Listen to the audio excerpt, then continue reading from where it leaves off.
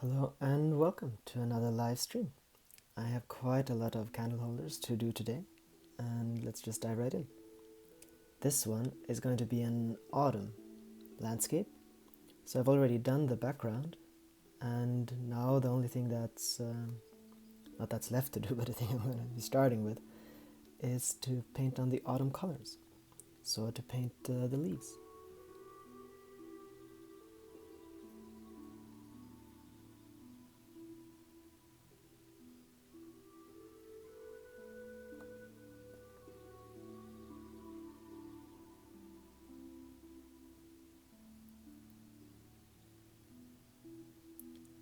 So I've been branching out and doing quite a lot of different candles this time, and this is a bit of a new one.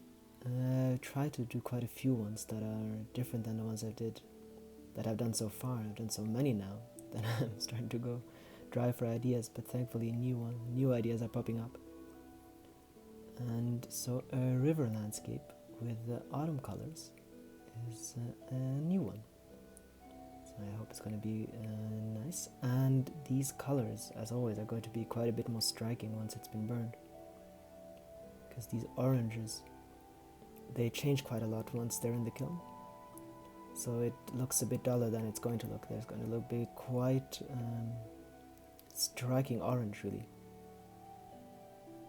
So this is about the mid layer. There are going to be quite a few layers, at least 3, maybe 4 layers after this. And there's going to be some depth and so on created. So this is kind of the background color that's going to be this. That's why I'm going to do the same color for all the plants here as well, because I can change that later.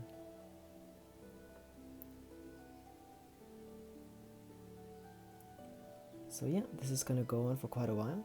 So get yourself a cup of tea or something, get your sketchbooks out, and yeah, I'm just going to be doing this basically.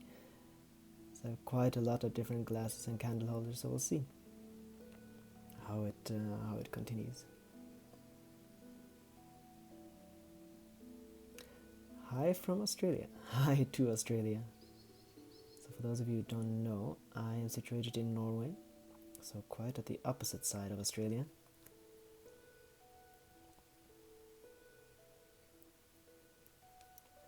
And that water, for instance, I'm going to be doing that afterwards.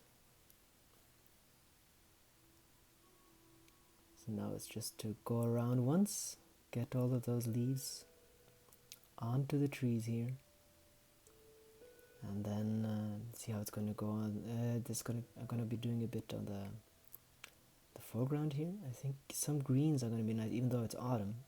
It might not be so late that I think we can still have some green grasses and so on put in, because I think the colors are going to look nice. So this painting, as all the paintings I do, is done from imagination, which means that I'm kind of just there's no clear plan where this is going to go, so things might change while I'm at it, but I have an idea at least.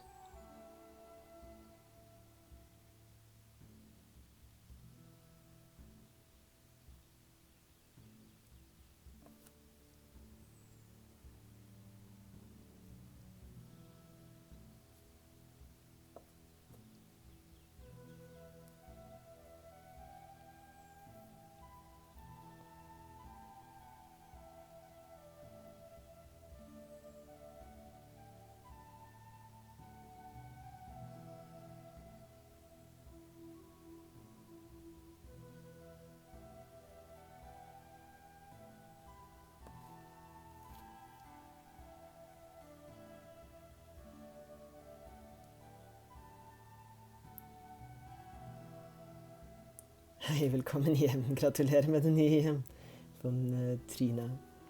Thank you. That means in Norwegian, willkommen zu Hause und gratuliere mit das I just spoke German. Congratulations with your new home. Which is a reference to, hello man, how are you? Pranay, I am good. So now that Lena has put out her latest video, I can finally talk about what we did on our vacation. And we actually found the farm that we were looking for. So it's not going to be a farm that we can So we're going to rent it, and it's situated in a place where we actually want to stay. So we found at least the area where we want to stay finally, because we always knew that this area where we are now, it's not going to be the final destination.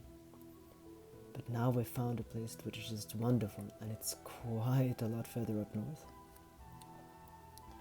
And the entire area is just remarkably wonderful. It's much further north, but it's actually much greener than we are here, because we're quite far up,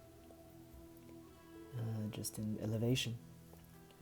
And the further up you go in elevation, the less greenery and so on, and the harsher the winters. But while it's much further up north, it's further down, so the vegetation is actually much greener.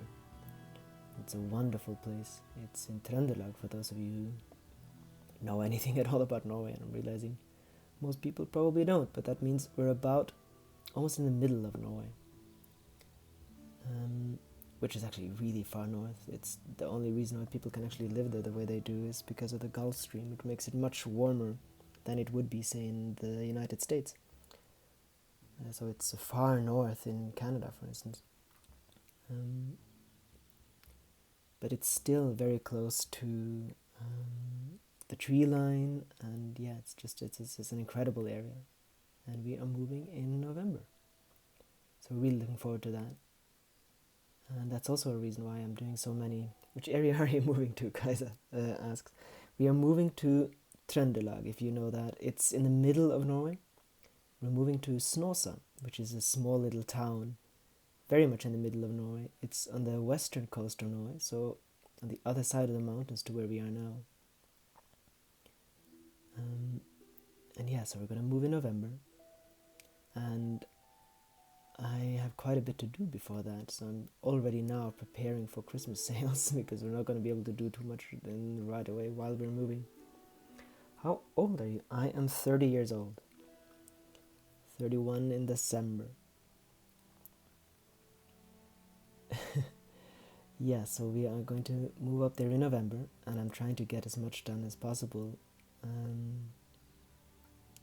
before that.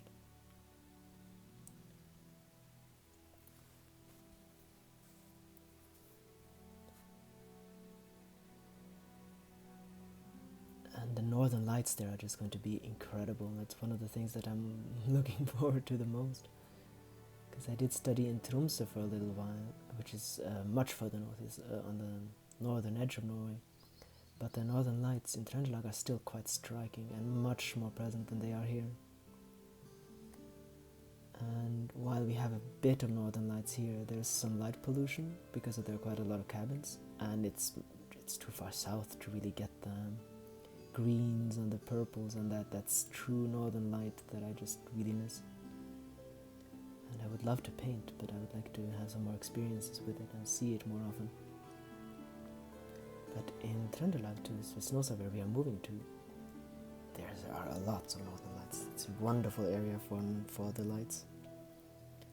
And so once we move in November, there should already be a perfect time to see the lights. And then I'll probably start introducing them onto the Candleholders too, and of course into my paintings, old paintings.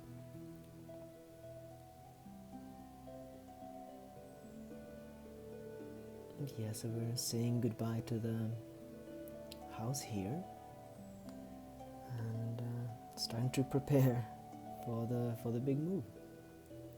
It is actually about 8 hours away, so it's quite a distance. Norway is very stretched out.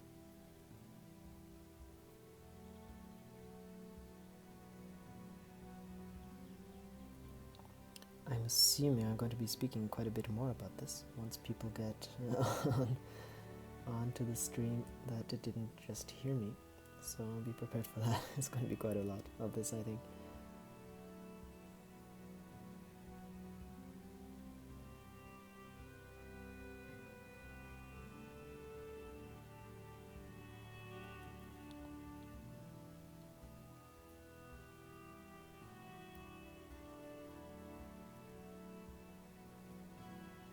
Welcome to Emma. I'm not going to do this mistake again. Emma, welcome to the live stream. Yes, think I'm going to be trying to have this live stream on for quite a while. I keep promising that I'm going to tell everyone when the live stream is going to be, but I usually just do this once I kind of get an inclination to do it, and there's not much planning or time involved before I start. So yeah, let's just hope that everyone who wants to see it get to see it. Is this candle holder inspired by your trip north? Well, this one, I have to admit, is not. This is more inspired by autumn last year. Although we did see quite a lot of waterfalls, so I suppose a bit of that might be in there. Mostly now, I'm painting quite a lot of different plants and so on that I kind of saw on the trip, and just now because it's summer. Another live stream, thank you. Emma says. So we traveled so much around, but this thing that inspired me mostly were kind of lakes and rivers and so on that I saw on the trip. But for true inspiration, to get stuck, I really need a bit more time. And so I'm really looking forward to moving up there and seeing what comes out of it. So I suppose this was... I am kind of thinking about autumn again too, and those colors. And so I made this glass. And quite a lot of the time, I will think about different colors I would like to make, and then I'm just going to adjust the season.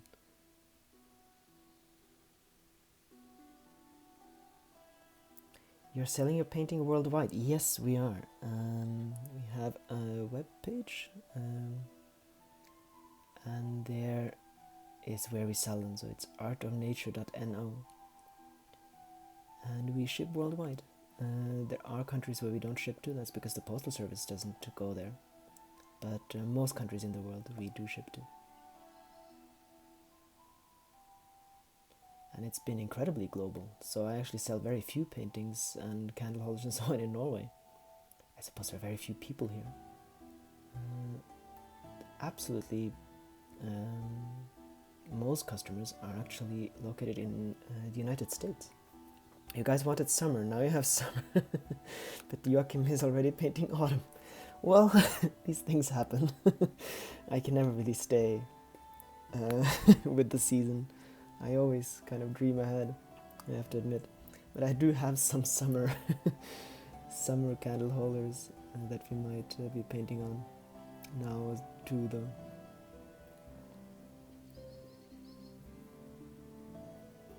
Of course, there are going to be winter. I mean, since I paint from imagination, I mean, all different seasons are going to be part of this. Now, yes, so for the shop, we have sold to, I have no idea how many different countries, but there must be in the 30s now. So we have a very, very, very international customer base, which is wonderful. Of course, that's based on a lot on Lena's channel, which has a wide reach. So mostly, yeah, it's the United States, Germany, the Netherlands. Oh, that is an unwelcome guest. Go away.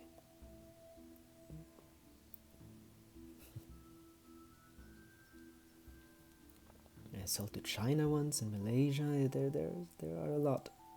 None to India yet, actually. But I am sure that will come.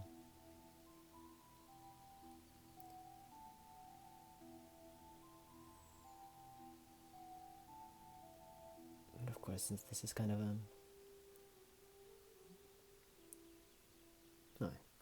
loved her last video. It was amazing, truly. Oh, that's wonderful to hear. Yeah, I really think that was a brilliant video too. And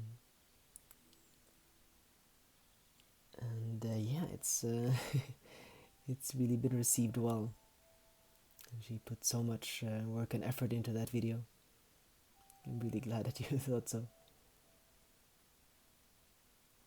Yeah, for those of you who don't know, Lena put out a new video a few days ago, about how we found the farm that we are moving to. And lots of other things that she talks about there, the way of finding these things and so on.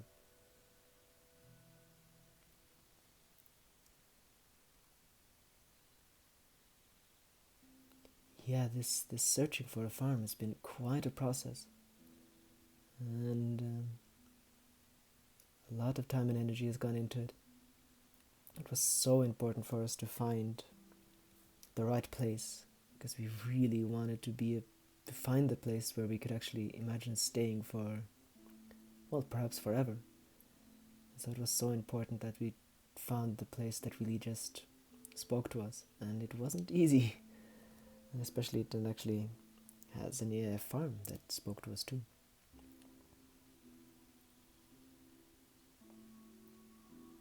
But yeah, I think it's going to be really wonderful.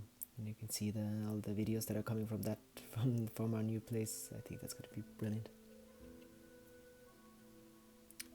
Okay, then we've been around once. And I think a bit of green might be nice for the ground. Let's see here. The current is open to sell it if you want to stay. Well, I'm not gonna make any comments to that now. We have no greater plans at the moment. We're just gonna move in and take it from there. Then I'm your first customer from India. I mean, I will. Oh, well, that's very good, Pranay. Yeah, you will be the very first then.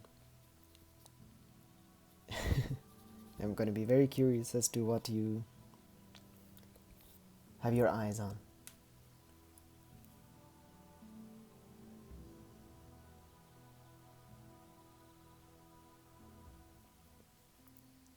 Let's see here. So yeah, I'm just painting I'm painting some dark greens into this, but mostly I'm using that color to create the landscape really here.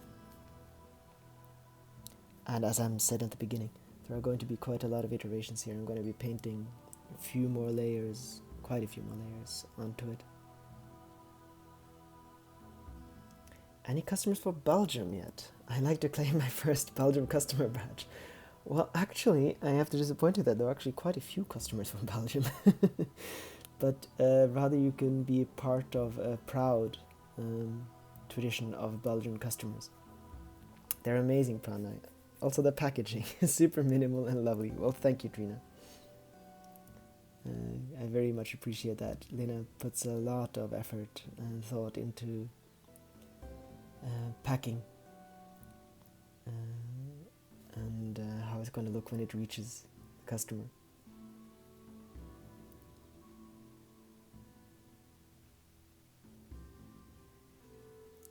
That's something that keeps evolving too, the way we pack it and with what and so on, and how it looks, new boxes and everything. It's a lot more logistics than I had anticipated for a shop, because we do everything, so you just have to have everything too on hand. But it's really lovely because then you have the entire control of how it's going to look when it reaches its final destination.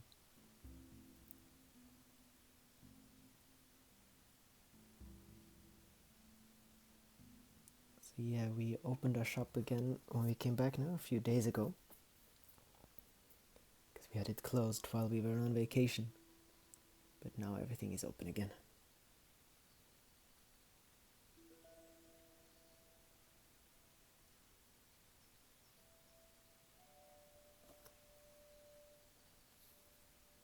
I think we actually have most European countries. There are a few Eastern European ones I think we don't have yet. But in Western Europe, I think we have customers in almost every country. What happened to Cressy? She's going to be super bummed if she misses a live. Well, I'm hoping that she will discover it and can be a part of this one too. So yeah, I'm hoping to actually continue this for quite a while, so she should have ample opportunities to join the stream. And thank you for the hearts, Alistair.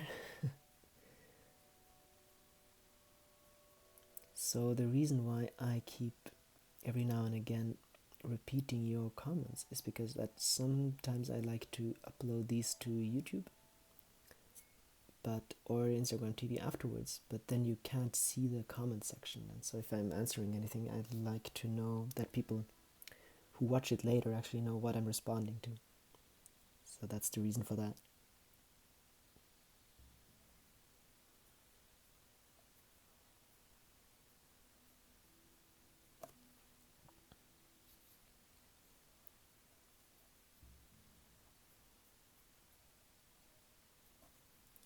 Is it common to not have running water in your house up north when you're going to drill a well?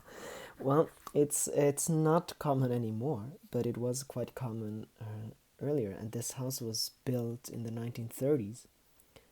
And so at the time, it wasn't so uncommon to not have, it was quite common to not have running water, especially in the poorer farms. It was quite a poor man who had helped build the railway, who built that house. We are not going to drill a well, not at least in the beginning. In the beginning, we are just going to be getting water in the river. Yes, Gina, I will buy one. Very good, Pranay. I'm working at the same time. Good way to spend time listening to you. Oh, thank you. That's wonderful. Yeah, I hope that these streams, since they're very relaxed and not much going on, that they can be used as a background or to work or to do something, have some music on in the background or to sketch or something. So that makes me very happy. Just use it for relaxation. And then I think some of the water can be done. But I do actually have to... I'll be back in a few minutes.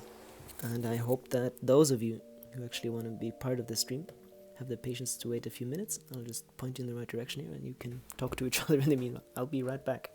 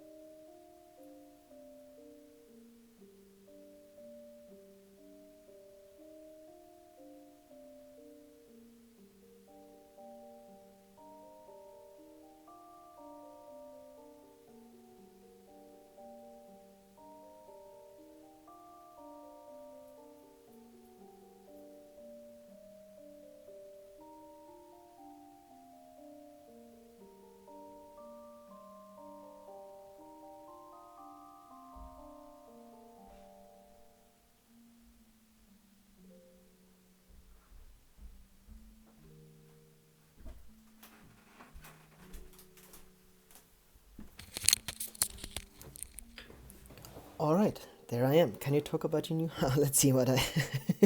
Thank you. Thank you, Alistair. Yes, I just had to... All right, let me scroll up here. Just, can you talk about your new house? Yes, absolutely. For me, it also inspires productivity. I was doing nothing when I put it on, but already on my desk, a to-do list besides. Be very good. Yeah, so I can absolutely talk about the new house. It's a wonderful old farm that was built in the 1930s. It is at the end of a road into a wonderful valley. It's nestled up into mountains, and there's a national park right behind it. It has a little river, stream going right past it, and a lake like 5 minutes away. It is really, really wonderful. And it's so it was built in the 30s. It was built by someone who he was helping to build the railway that goes there and then settled down. And he lived there with his wife for until the 80s when they died, and the farm went back to the original owners, who are the ones that are renting it out to us now. and it hasn't been occupied since the 80s really. So I hope to bring it to life and to get a garden going and to bring some life into it. Yeah, thank you, Emma. Yeah, it is really wonderful. The little town that's right there is a wonderful little place with about 1,500 people living in the entire valley, and most of those living in the little town that's about, I think, 20 minutes away. Do you have electricity and running water? Well, we have electricity, and there is a stream that has running water, so I suppose no for that. Electricity is the most important thing. Both me and Lena, we have lived quite harshly. I have actually lived in a yurt for a year in the middle of the winter. So both of us are used to quite harsh living environment, so that's not actually a problem. We have to carry the water from the river, and that's how it's going to be in the beginning, and we're both ready for an adventure there at anyway. So while that might sound quite daunting to a lot of people, for us it's not very very daunting. It's more like a little adventure. So yeah, no, there are quite a lot of facilities that aren't going to be there, but we will make do and see how we can upgrade it further. But it's going to be a little bit of an adventure at the beginning.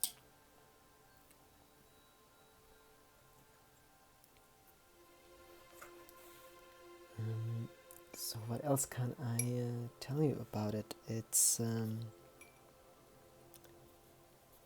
in the middle of a little pine forest. Are you renting it? Or, we are renting it for now.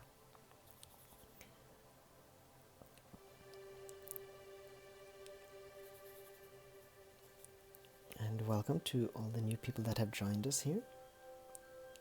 So this is just the beginning of the stream. We're going to keep it going for quite a while.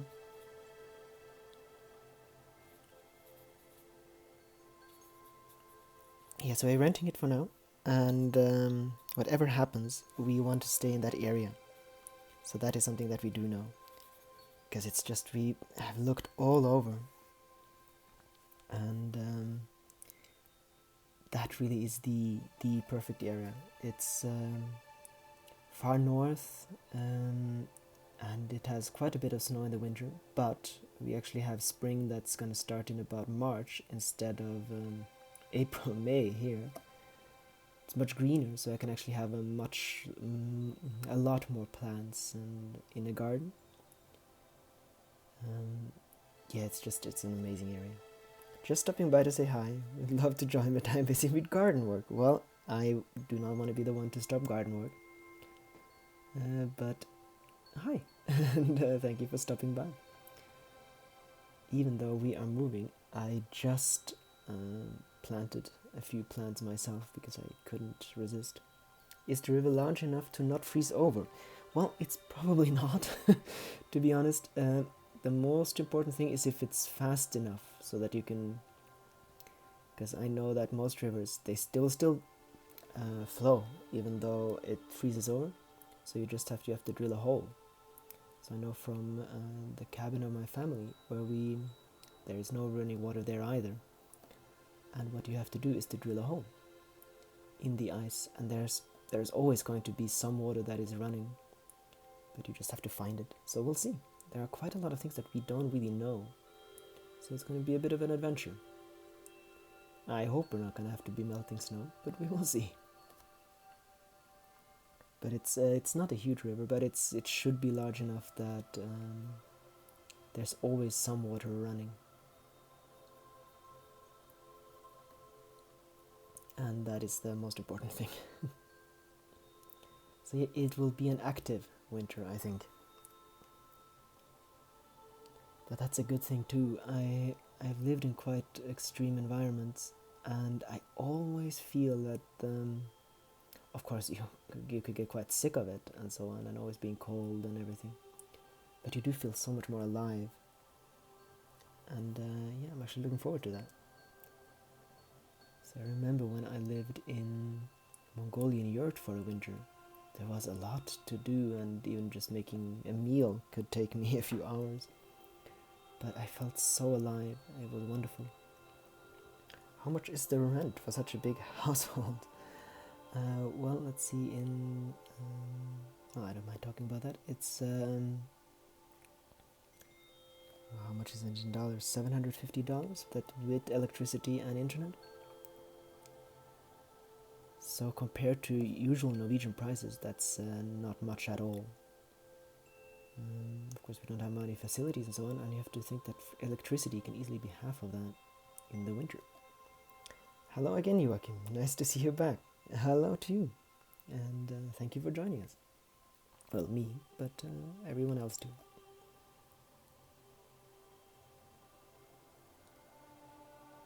So the prices for renting in the countryside are much lower than they are in the city, as it is everywhere.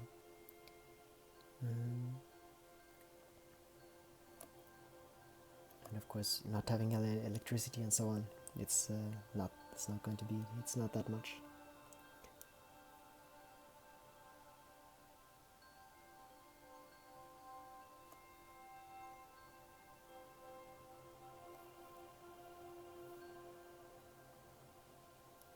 Let's see, I have to keep the glass centered here. What are your plans for the rest of the summer? Well, I'm glad you asked, then I have something to talk about. So, first now, I am, doing this for quite a while, for a week now, until our next opening. And then I'm going to go and visit, actually before that I'm going to go visit my family in Oslo. Lena and I are going to do a few trips. We have a trip to a glacier planned. I might take you guys along for that. And then at some point we will probably go to Germany and visit Lena's family, because now that at least here in Norway and in Germany Corona is going a bit down, we can finally go to Germany again without having to have a 2-week quarantine coming back. So that's on the horizon. Here in Denmark it's more and more expensive. Little countries are 10,000 Danish crowns. Oh, right, without you. Oh, God. Yeah, that's, yeah, you have to find the really remote areas, I suppose. But a lot is getting more expensive, and a lot of places to stay. It really depends on the area and how many other people want to stay there. There is quite a bit of inflation in the housing market at the moment.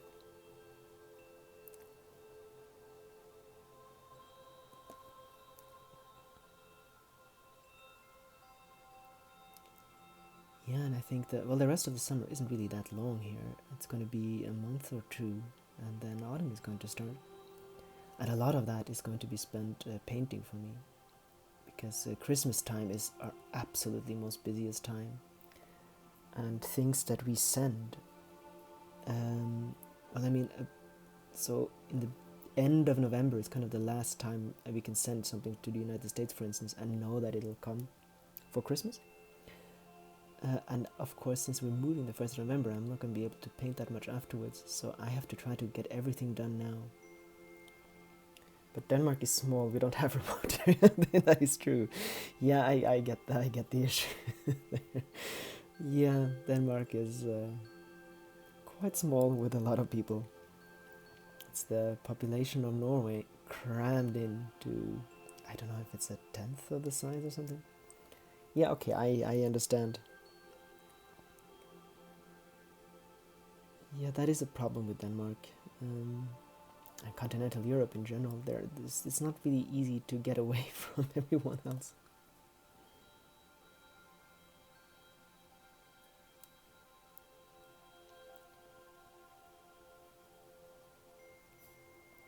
Let's see, I'm just going automatic here, trying to think about what kind of plants to be painting.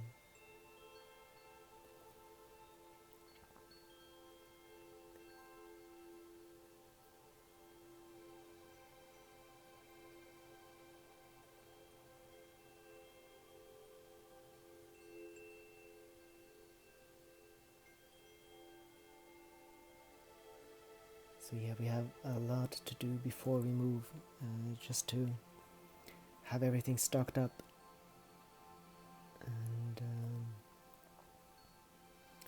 which is also the reason why I'm painting on a lot of different candle holders at the moment. Too early for philosophical question? Never. What's your opinion on the part of the internet that shows you other people's lives constantly? The envy that causes, and how you constantly have to draw your energy back to your own life, your own dreams, own timelines. Well, that's a bit of a difficult question, because I suppose that we are part of the internet that shows our life, and that might very well make people feel like theirs is not all right. So that's why I'm planning to move to the north someday as well. It's way too cramped in Germany. Yeah, I get that. So it's difficult. I think sometimes it can be really inspiring, and I'm hoping that, for instance, the things that we do, and especially what Lena is showing, is inspiring, but not in making. But I think I can get the fact that you can that things like that too can make you feel inadequate, and I'm hoping that. Yeah, it's a difficult thing. I mean, if you mean the part of the internet where you kind of just show how brilliant your life is, that's obviously problematic, because I mean a lot of it is incredibly fake. So we try, and I know Lena did this a few times, to show in her videos and talk about how our lives actually are, and not just to show an idealized version. Because it is very problematic to just, if you think that everyone is living the kind of life that you see on social media, it's not true. People are trying to show something that's not there. Are you affected by social media? And what type of painting? Just the type of painting is glass painting. So I'm painting with glass colors, and this is going to be burned in a kiln afterwards, and that fuses with the glass. So are you affected by the social media? Yes, of course I am. I don't, for instance, I don't use Facebook and so on. So a bit of it I don't really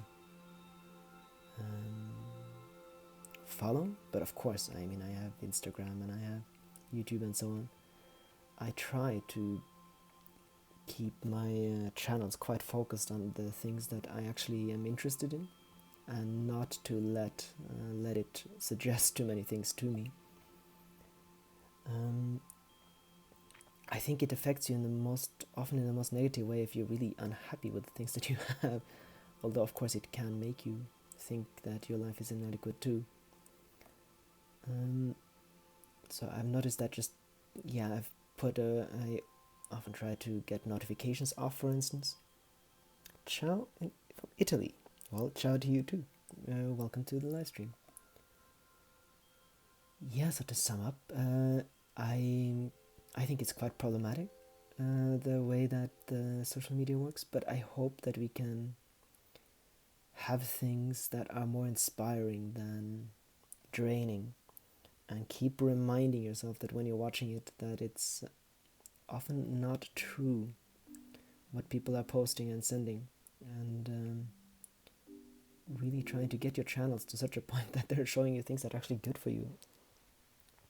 As a clinical psychologist, I can say that most people are affected by social media. Oh yes, social development, stress factors, and so much more is affected by social media. Yeah, I think the stress factor is a very big part of it. And the addiction potential, of course, because you get a little hit every time something interesting pops up in social media, and you kind of get onto that treadmill. So yeah, I am actually absolutely affected, and it's something that both me and Lena we talk quite a lot about, and try to figure out the best way that we can adapt. And I think that's the challenge for all of us, basically, that are on the internet to such an extent. And I mean, almost everyone is now, to figure out how to deal with it, because it's all so new. You talked about a railway. Is train a good transport mode in Norway as an alternative for flying? Yes. So the train system in Norway is quite built out, and you can get most places. You can't really get from south to complete north, but you can get quite far in the train system in Norway. So if you don't want to fly, and it's and even if and as you can absolutely use the trains to get most places, not to northern Norway, but to most places in Norway, and they're really good. I can absolutely recommend them. So to most areas, if you want to travel inside Norway, flying is not necessary at all. Hey wow, es sieht so toll aus. Zauberzeichen, ganz Respekt.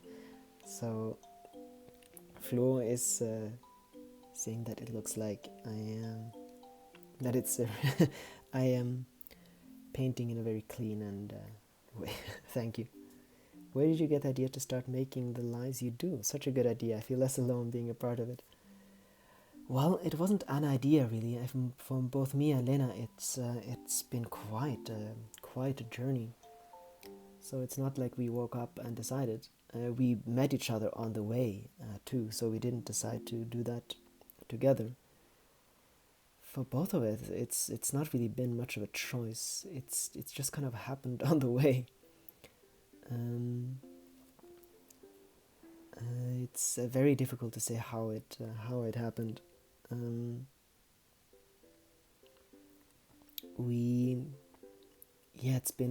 It's been a gradual process, and I kept trying to return to the more normal life a lot of times, but it never really worked, and I was desperately unhappy every time I returned to my other life, and so eventually I decided not to go back anymore.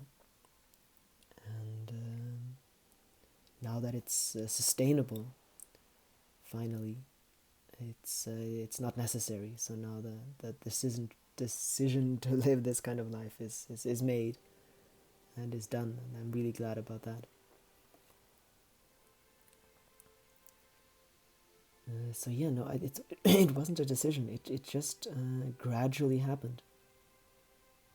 For both me and Lena, a lot of things just kind of gradually fell into place.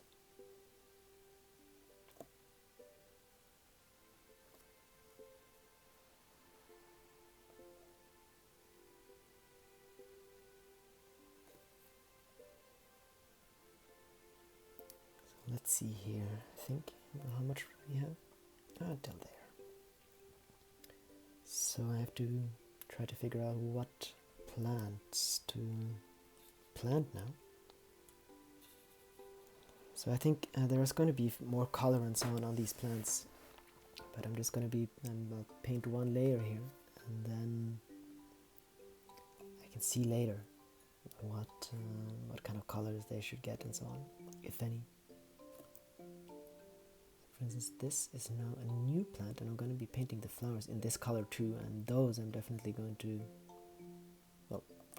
maybe, to change into a different color. So this is the latest flower that I've planted, that I've learned. I've been learning quite a lot new plants now this summer. That makes this kind of painting much more enjoyable for me. Otherwise I would just repeat a lot all the same things. And I still repeat quite a bit, but there are new additions at least.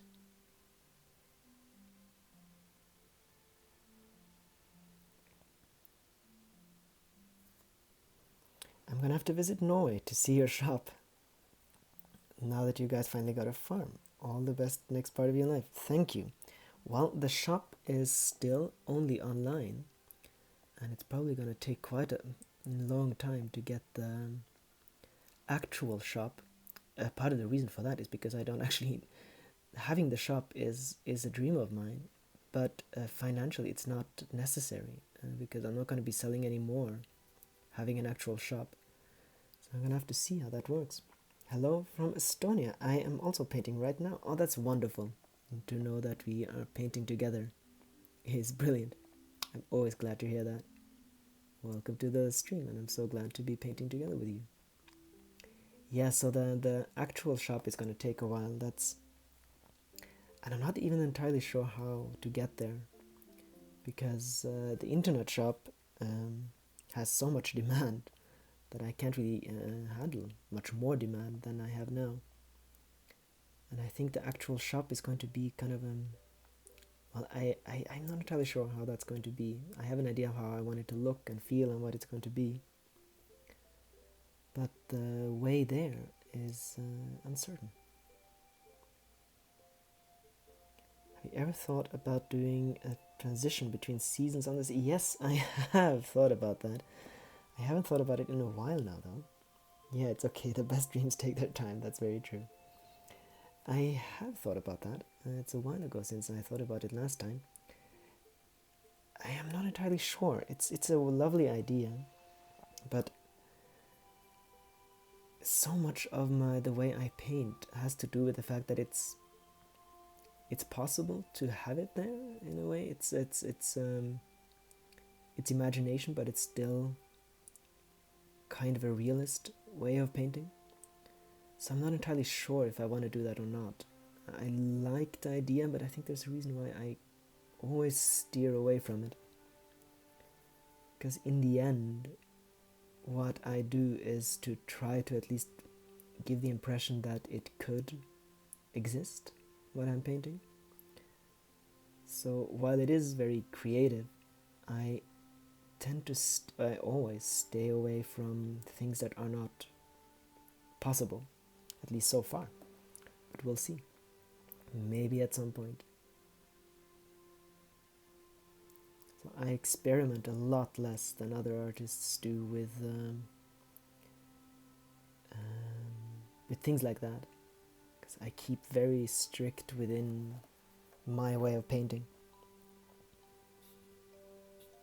Because I always like the fact that I can learn to do exactly what I do better. So I think that's the answer for that. I'm not entirely sure if I'm ever going to do it, but I have thought about it.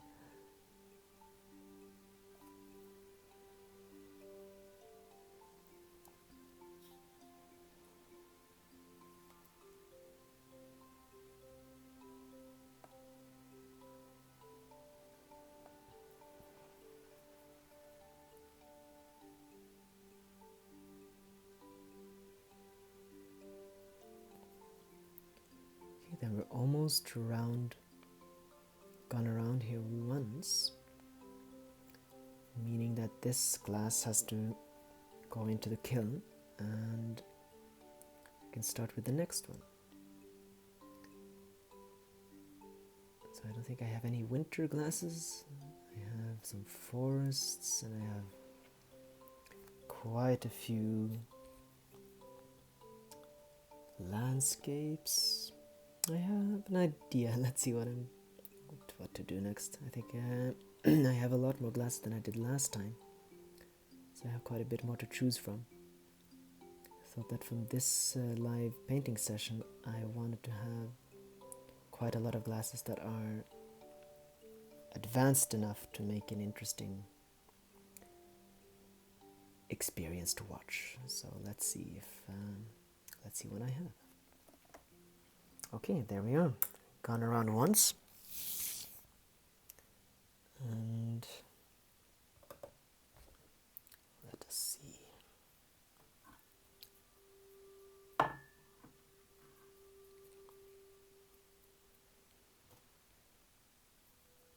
Not entirely sure I can take you guys with me. You can see, so I have some forest ones. I have quite a few just the skyline. This one I think definitely, yeah, why not? That one. I think, let's see if I can put it down here properly.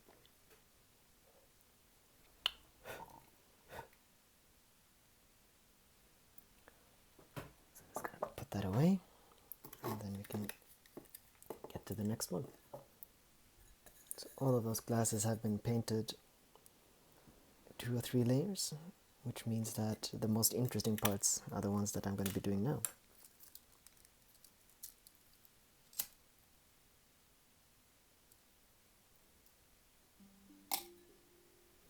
So this one is I've done this a few times, but not with these colors, is a lake with landscape in the background. The first one I touched is beautiful, my attention. the forest one. What season do you like the most? Winter, I think. Winter is the season I like the most. So the other one I have is, if that's the one you meant, is this one. You can see how that looks if I put a candle in it. I'm not sure if that is the one you meant. So that's going to be a forest. I can paint on that if that's the one you meant.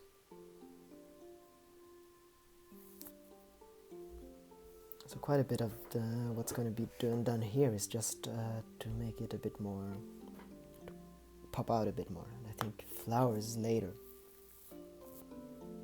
Sure, if that's the one you meant, then we can paint on that one. Do let me know though, so that I'm not. Well, let's just make the decision and be painting on this one now. So I want some flowers in the foreground. I think I'm just going to paint around a bit and see what comes to me. Yes, but you should paint what you want to paint. Yeah, well, this one was one. Absolutely. So let's do this one now.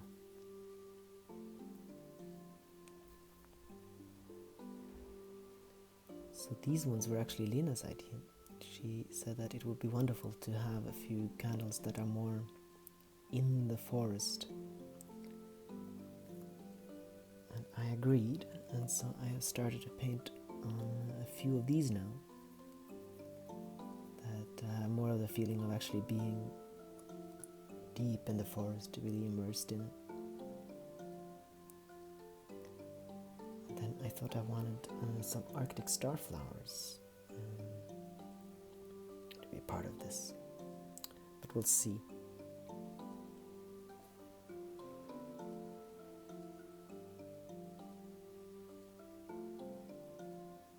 So the thing about glass painting is that a lot of the time it gets a lot more see-through once it's been burned, and then I have to redo quite a lot of the lines. So only after a few layers are the trees really going to get as dark as I want them to. But that gives a lot of opportunities to create different kinds of details. How is Lena doing? Is she working as well? She is well. She just uploaded the video, and so she's recalibrating a bit now. She is doing something. I'm not entirely sure what. We have just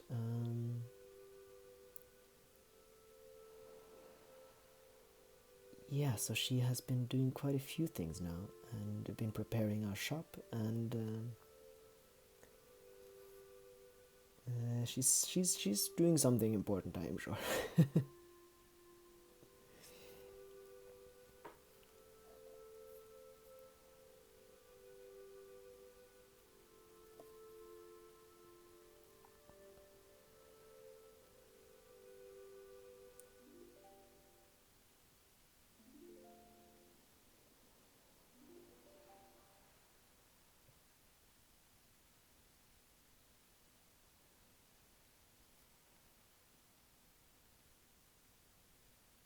How did you end up in a yurt in Mongolia? Beautiful country. Well, I have been in Mongolia, but it wasn't actually in Mongolia where I lived in a yurt.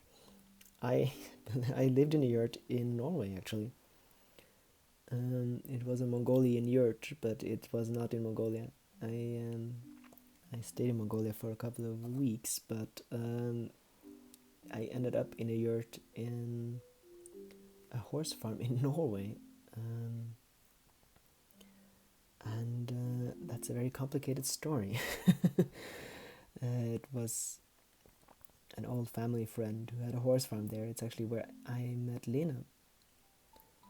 And she had a yurt. It was just really there for guests in the summer. But I really loved the idea of staying there. So when I arrived in the middle of January, I just thought it was so wonderful that I moved into the yurt instead of a house. And that's kind of how I ended up, living in a yurt for the winter.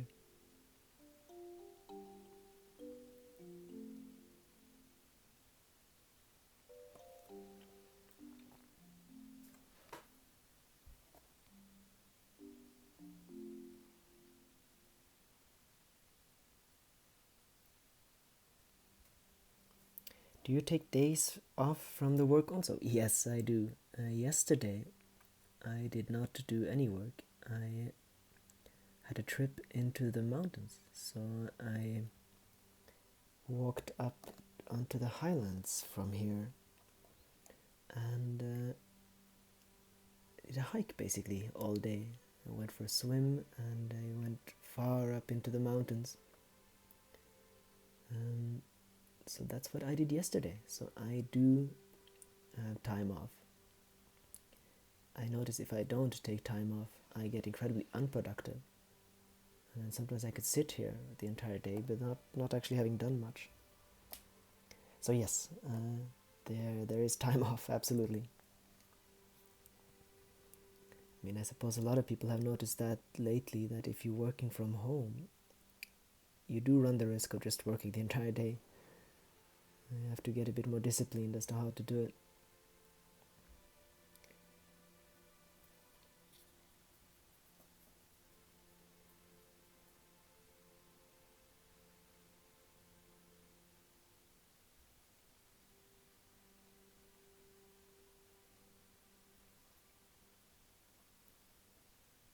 So I think it might be nice with some background too. So just going to do the foreground now with the trees. And then working on the background. So we're going to do a few rounds here actually, I think. But we'll see how it looks once we've been around here once.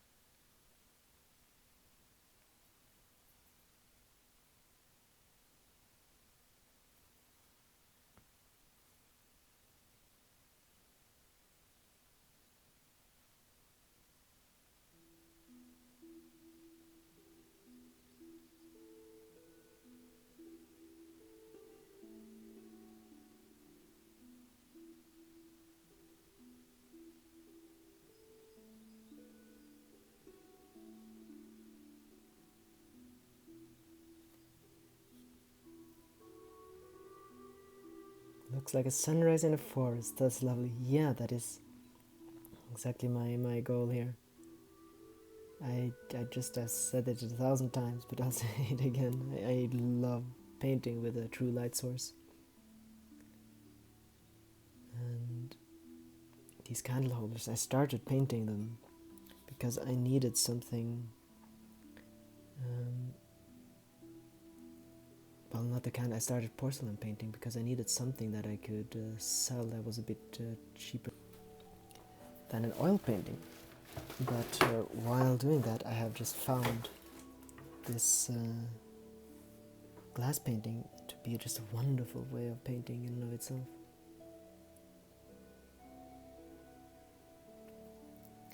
I will be right back. I have to charge a different... well, I'll be right back.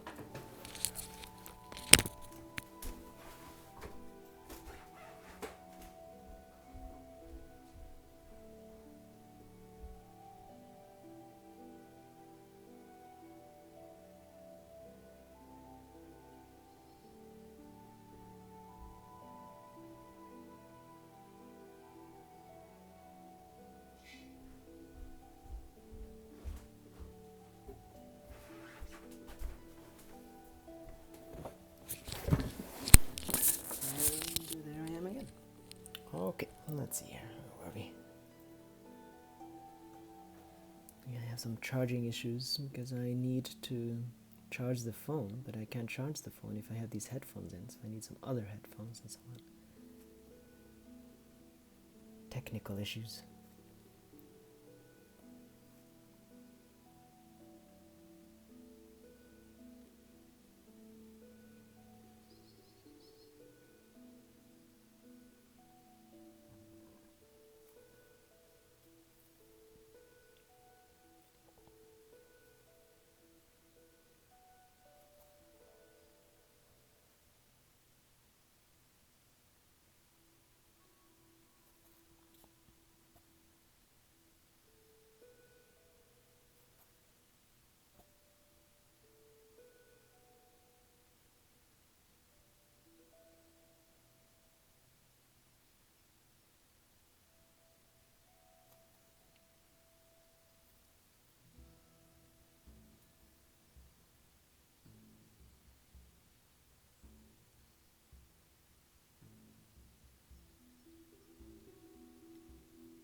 Yeah, so I needed something other to paint, but on the way I then found glass painting, and just having a true light source as the sun and then shining through the painting has really opened up a lot of opportunities and different ways of painting.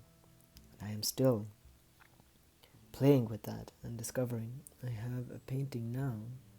It's gonna have to be a bit more advanced until I can actually take you guys along, because you can't see anything right now. But where I just put a black background and then made holes for the stars, and I'm hoping that the light will then shine through it, and the stars will actually shine through. I see mostly European house rooftop covered like this. You can't climb by stairs inside your home. Can't climb by stairs from inside your home because of snowfall. Oh, wait, there you are. Why the roof is that way? Yeah, that is, well, it was. Now, of course, a lot of houses are built differently. But yeah, there can be a lot of snow. And it's a very, very, very good idea to have your roof be like that. I know that the cabin of my family, we came there one winter and there had been like 2.5 meters of snow, and it looked very scary from inside because the entire roof had basically started bending in of itself, and the ceiling was bending in downwards, and you have to get rid of that snow. So yeah, that is a very important part of the reason why the most of the roofs here are tilted like that. Sorry, my English, no, that's quite alright.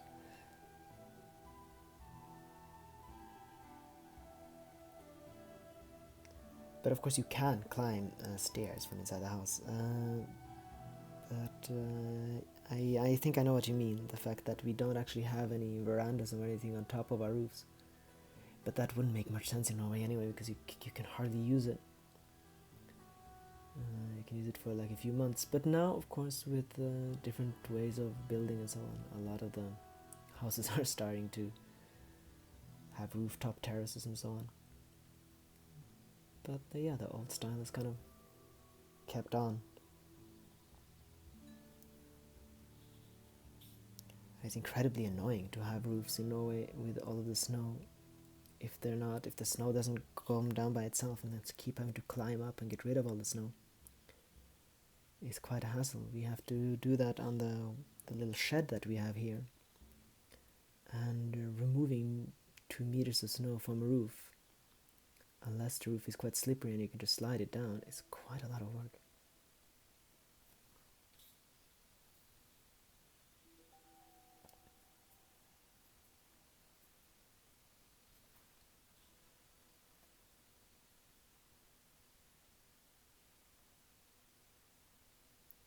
Alright, so we've been around here once.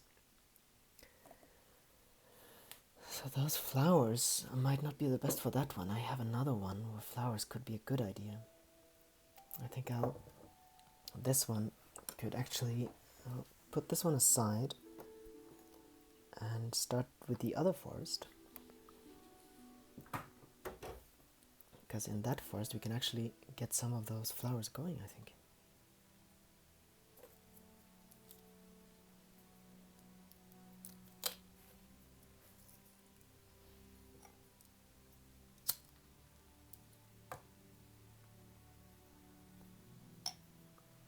There we are. Okay, so that's a bit more of a chaotic forest. And let's see if I can... I have to do I want to do them white. The problem is that you won't really be able to see that yet. Not much of it anyway. Because I have to do quite a lot of layers with the white to make it even look slightly the way I want it to. But let's see, I'm just going to do one layer. And let's see how it looks. And then keep in mind that the white is going to be a lot more present later on. But that's how it is with glass and porcelain painting, that a lot of the colors and the things that you see me painting here, a lot of it will just look different once it's been burned.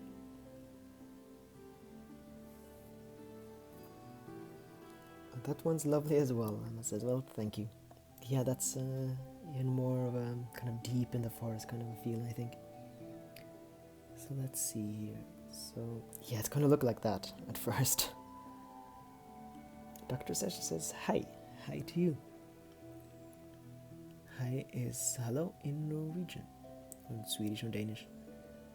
Okay, so I haven't painted many Arctic starflowers yet, and they have 1, 2, 3.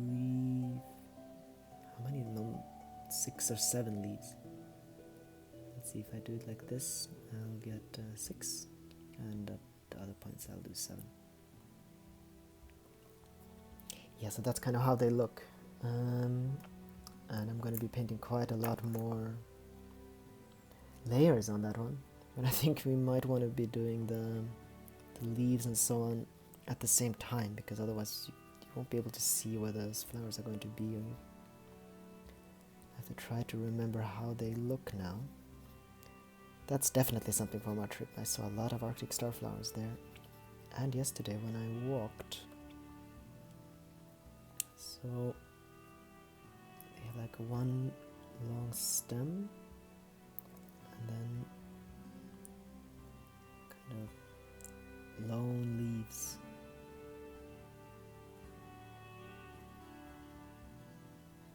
So yeah, that's definitely going to look differently eventually. And what I can do is, once it's burned, I can paint over this with a darker color, and then I can remove the paint from the flower. And so it's actually going to be shining white instead of this kind of dull color that it has now.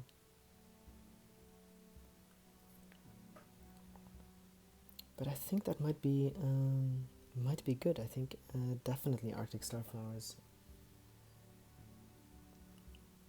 can be a part of this painting. And while they do often have 7 leaves, I think maybe we'll just do my own version of these and usually have 6 leaves, because I think that is more pleasing and easier. So I'll just paint 2 here first, and then I'll do more of those at a different time.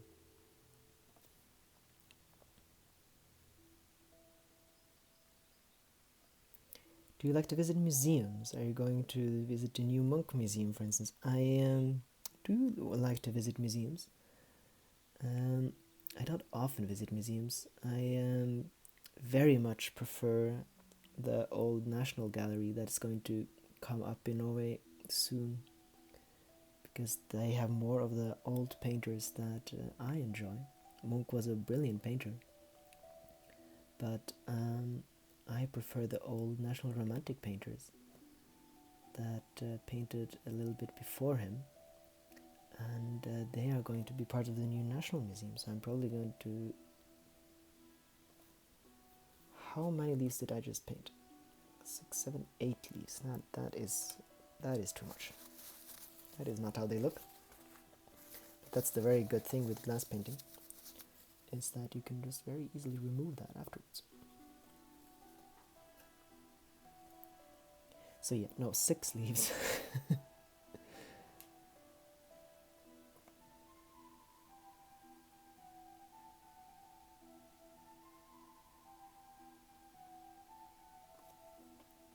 Six or 7 leaves, but 8, just that was too much.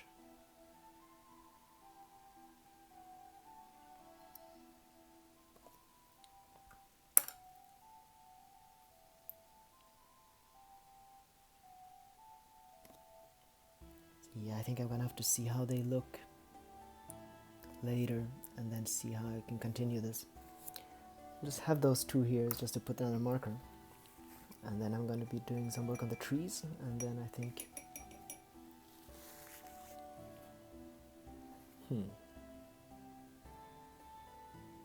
Du hast echt eine angenehme Stimme für so einen Livestream. You have a good voice for such a livestream. Well, thank you. I appreciate that. That is very fortunate. And I'm glad you think so. Otherwise, these live streams would be more difficult to make. Let's see here.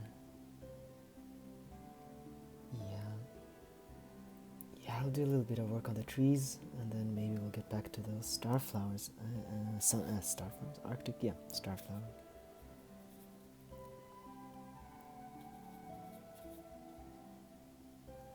I'm not entirely sure how they're going to look once it's burned, so I really do need to try that out first.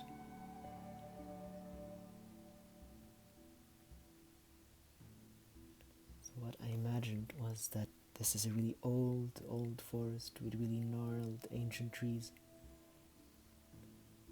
So I would like the bark to really reflect that too, and have these old grooves. And I really like the fact that with glass painting, you can really move the paint around. So it's quite different than traditional oil painting. The fact that the paint doesn't stick at all to the surface, which gives you a few problems, but it also presents opportunities and possibilities. And it means that for this kind of structure, you can just use the brush and get these long lines. Your art is so beautiful, Aina says. Thank you. I appreciate you saying that. It is very motivating.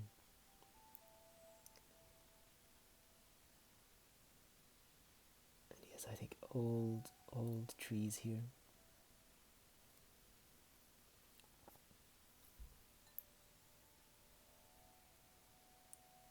I really like those ancient forests, the ones that there aren't that many left of. But then it's even more important to get them into paintings and art, so that not only that we can kind of preserve that feeling, because I suppose there might come a time when there are no forests like that left on Earth, but also that people can get a greater appreciation, because we should at least try to save those that are there.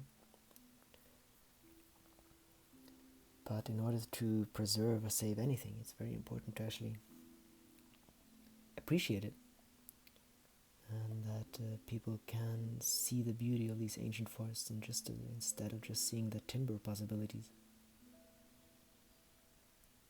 And the really ancient forests have such a different feel to them. Most forests that probably most of you, and myself included, visit are in many ways timber plantations that are being chopped down regularly, So even if you're in a forest that feels, and I mean in the States obviously there are quite a few forests, I think a lot more than in Europe, that are ancient, but almost all forests here in Europe have been chopped down at some point. So when you suddenly in one of these forests that has never been chopped down, or at least hasn't been touched in a long time, and then I mean hundreds of years, you can just really feel how it is and how different it is, because everything has had such a long time to settle. Are you more a morning or evening person? I am something in between. I can wake up kind of early, so I'm not entirely one or the other, but I suppose I tend towards being an evening person, and and I can become a morning person at sometimes.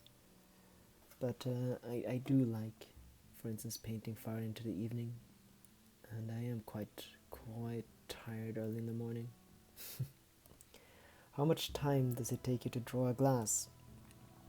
Well, that is, so I think a few hours. So, for instance, if you see what I'm doing now, this takes me maybe half an hour, but every glass is fired in the kiln quite a lot of times. So this, for instance, it will probably be fired 5 or 6 times. And each layer does take very different times. So the first ones go very fast, it can take even just 10 minutes. And the last ones, or the middle ones, can take half an hour to an hour. So I would say a few hours to paint a glass, but it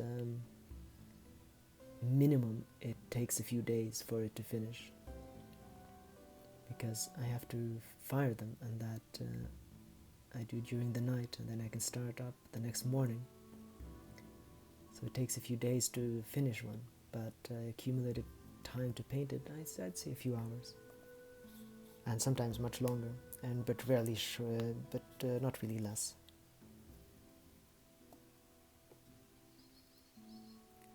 So yeah, to these ancient forests, I often get very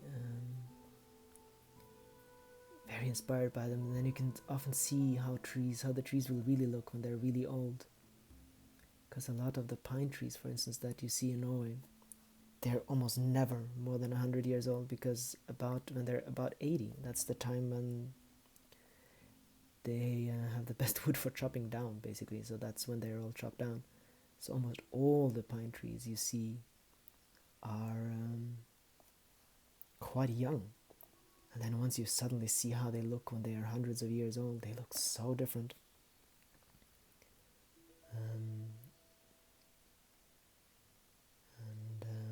Yes, I hope to paint quite a bit of those really old forests, so that people can get a greater appreciation for how different they are than the forests that most of us know, and how much richer they are when they get time to grow and to develop.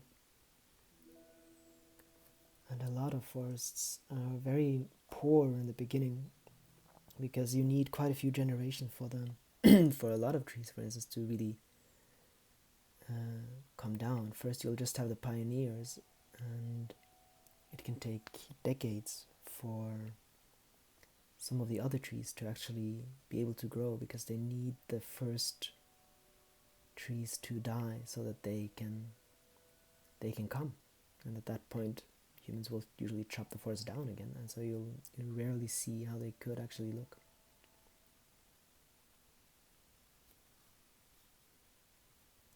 And even though we have quite a few national parks in Norway, as you do in a lot of countries, a lot of those national parks are in marginal land where you won't have the proper forests.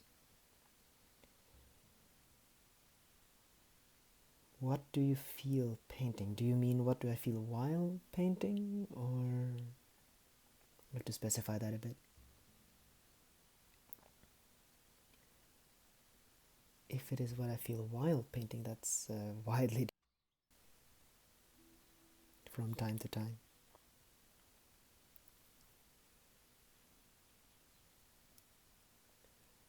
I often feel like that I am in the painting in a way, and I'm kind of creating the landscape that I am in while painting. Yeah, so that's incredibly different from time to time, but like for instance now that I'm just in it, it's more of this kind of a, well now obviously I'm talking and I am very much here, but it can often be this kind of little flow feeling of just being a part of it and just being there really. It's very difficult to describe. And it's a joy and an ease. It depends on what I paint. So sometimes it can be very gratifying managing to paint what you want to paint. And sometimes it can be very just easy because you've done it 1,000 times. Hey, I am addicted to YouTube videos. From there I got your... I am addicted to... I think that might have been a writing error. From there I got your Instagram ID.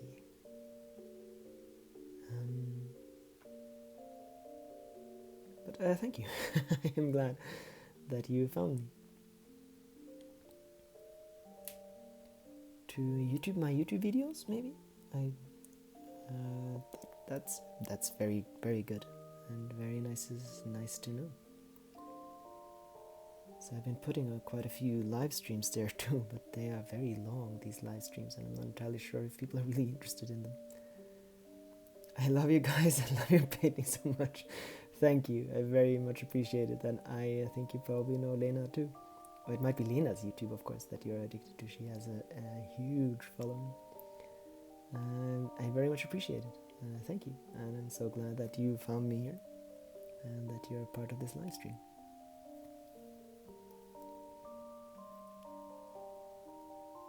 I very much appreciate it. Let's see here. So I think I actually do want to paint quite a few more flowers. I'm not sure if I should be doing this time. Sometimes you put a lot of work into something and then it just doesn't really turn out well. So I've kind of stopped putting too much work into experimental things and then just seeing how it is before I keep on painting. I've never really tried to paint white flowers onto a dark background with glass painting, and I'm not even sure if it's going to work properly. Because I might have to paint like 6 or 7 layers for the white to even get there. How do you know it's finished? Well, I used to have no idea, and I used to paint until I basically destroyed the painting. But now it's just very much, I just know, it's just a feeling. Sometimes it's a bit confronting how far Lena has already come, and that's why she's my age. I'm really glad. I know the same feeling. I am 30, and I get that same feeling sometimes from her. I am very, very impressed with her. So the way I know that I'm glad after so much traveling you'll find a new home in the north. Thank you so much. So how I know it's finished? Well, in the beginning, a lot of this is trying to figure out how it's going to look and how the feeling of it's going to be and so on. But at some point, I will have established where everything grows and so on. And the way to finish it is more about finishing every detail the way that it should be. So the way I finish it is it's very difficult to describe because I have always painted the same way. I always paint in this kind of a style. And so after so many years, it's just, I just do it all by feel really. But the easiest way to say it is just that I have a kind of a general layout once I've gotten to, for instance, this point. And I will paint in all the things that I want to have there, and then I will just go around and finish every detail. And finish means that it looks, it's very difficult, that everything looks at the same level of finished is kind of the thing. So you can always do a lot more details into every painting, but the main goal is that it's all at the same level of detail. I don't know if that's a very good explanation of how I do it, but it's the best I can do right now. Yeah, let's get these flowers in. I am sure that it will look good eventually.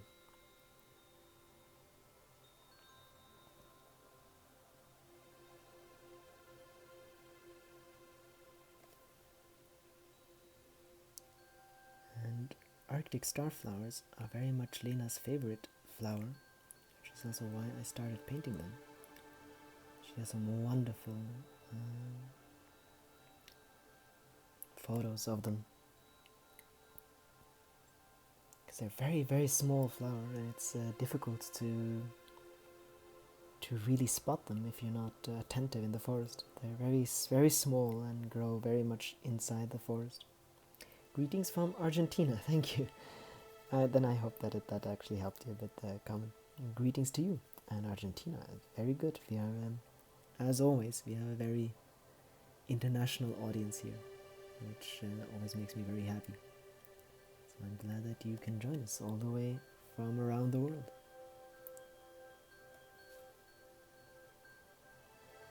I find that so incredibly gratifying to know that there are people from basically everywhere in the world that we get to come into contact with through social media.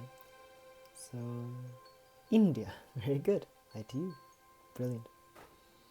Yes, Emma asked me what I think about the social media, and of course there are great problems with it, and it can make us all very unhappy, but there are opportunities there too that are just incredible. So I'm so grateful that it exists, and we just have to figure out how to handle it. But yeah.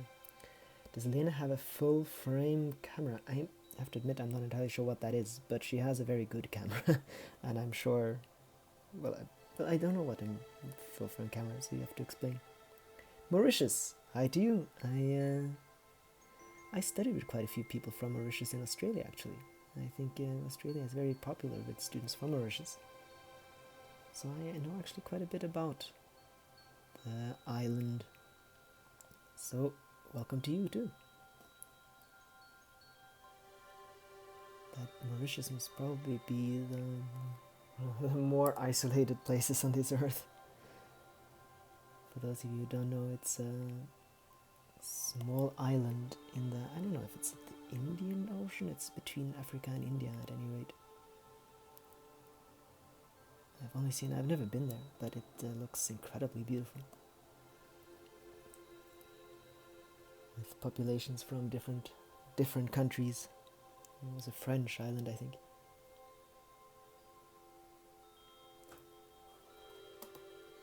Alright, this has wandered a bit. Let's see. Get everything back to the right place.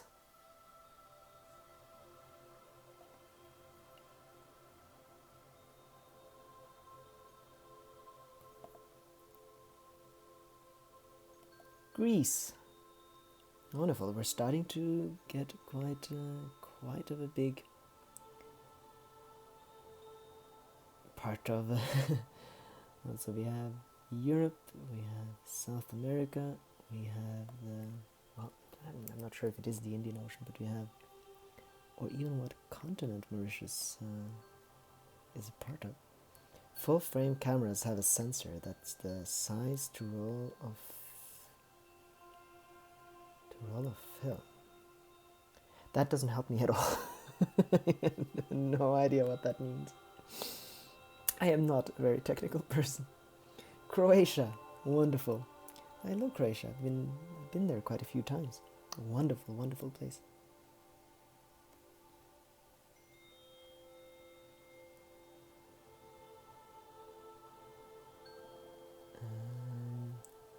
That's the same size to roll of film. That might be a short explanation, but it doesn't help me much. It's in the Indian Ocean and part of Africa, Mauritius. Very good, Rania says. That is good to know. Yeah, I wasn't entirely sure. I wasn't sure at all. Very good to know.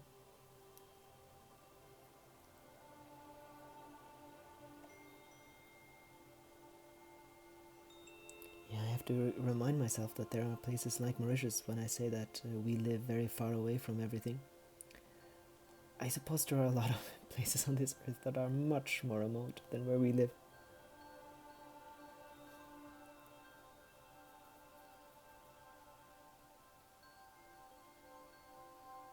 And of course a lot more central. I suppose that in many ways India is kind of more central than almost everything, because it's in the middle of so much that's going on.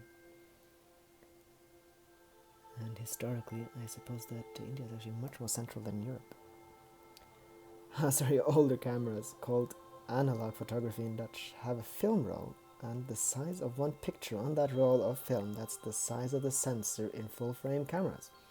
Well, I suppose it's a bit of an explanation. I have no idea. Her camera seems very good. She does actually want a new camera that's better. And I have no idea. You will have to ask her. Basically more space where the light can fall into. Right, I know that's something she wants in the new camera that she wants. Has it can capture more light, as far as I understand. I don't know. You will have to ask her. I am so not a technical person, and I have absolutely no idea.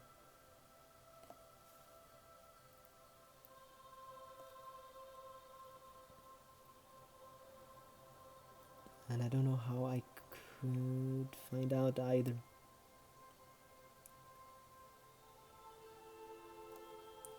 So you can print pictures on a larger scale. Well, then I'm sure she does have that, because she's one of the things we have in our shop are her prints. And those prints, those photos have been taken with her camera, and they are incredibly detailed. And very professional. So I am sure she has that. She likes small cameras, but it's very much a professional camera.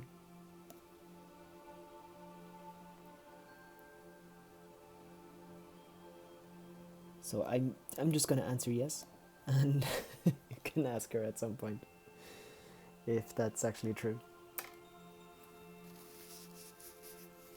Okay, so now we have the flowers. And I think we can do some more details on the trees, because now it's been drying a bit. And then I'm just going to do some very dark details onto the trees. So none of this is going to be the finishing touches. I just wonder, how many languages do you speak? And do you want to learn any? So going back to I'm just going to, have you seen the, going to read that afterwards. How many languages? So I speak Norwegian, English and German. I have learned a bit of Chinese, and if there's any language that I would want to learn more of, then it's that. I found that very interesting. So that's what I speak. Going back to the internet, have you seen Bo Burnham's Welcome to the Internet video yet? I thought about that during the internet conversations. I have not. You'll have to send me a link at some point and remind me. I actually have to change the microphone now. So I'm going to just let this go for a bit, and I'll be right back.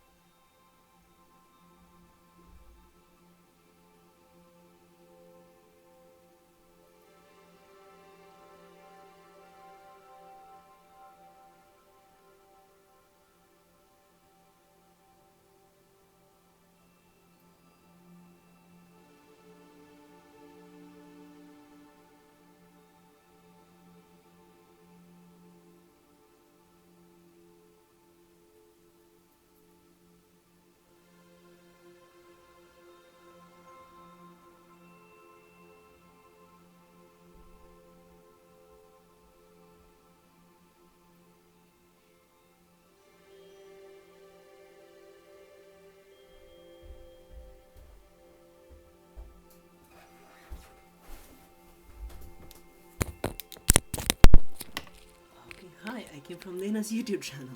You're very welcome.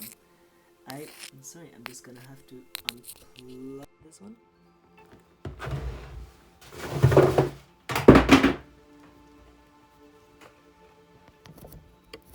And plug this in.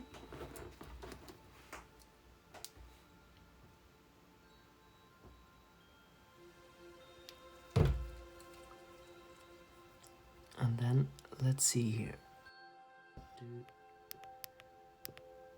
Let's see, can you guys hear me now?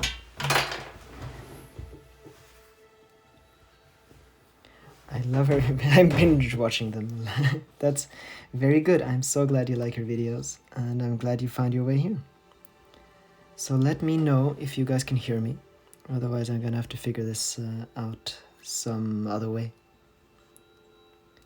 And I'm just gonna keep talking as though you guys hear me until I well, if no one answers in a while, I'm gonna start getting suspicious. Your art is just amazing. Thank you. Yes, I can. Okay, good. I thank you. I really appreciate that. Much louder. Oh, very good. Yeah, this is a different microphone, so I suppose I'm pretty sure it's better. Yes, we can hear you very well. Good. Yes, we can hear you. Okay, I'm glad. Thank you, guys. Okay, let's see. Now I'm just gonna be. So this is very much like drawing now. I'm gonna do just black lines basically to get some more details out of this. I always enjoy this. This is quite a lot like drawing.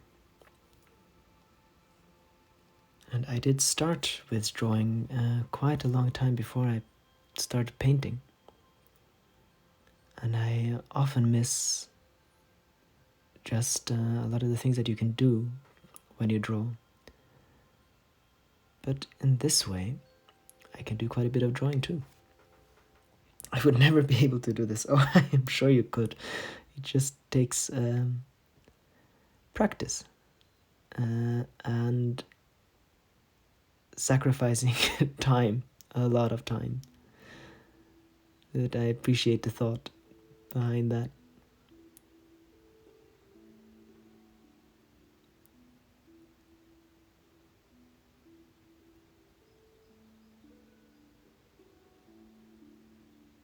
See, after a while, this just becomes very much intuitive. I've done it so much.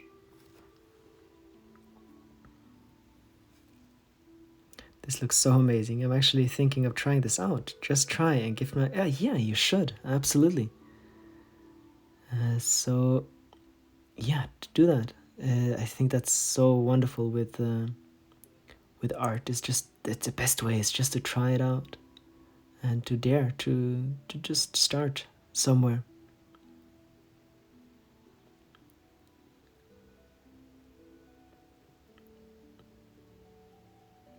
And if you don't have a kiln, there are glass paintings that you can just pop in the oven, in any normal oven.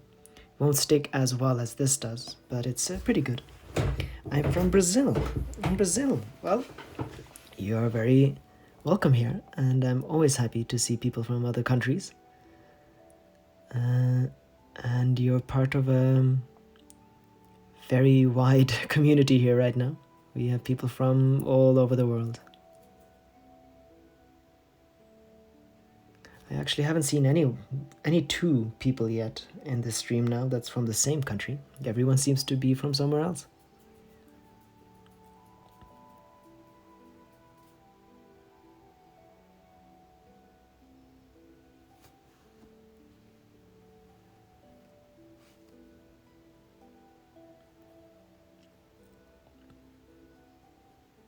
Yes, I always loved this part of a painting, where you can just get lost in the details.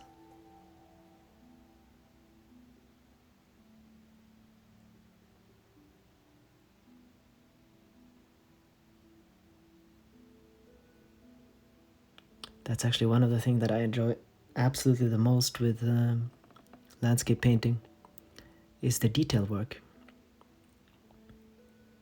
I suppose that's one of the reasons why I could never be an abstract painter, because I find it way too much satisfaction in painting tiny details.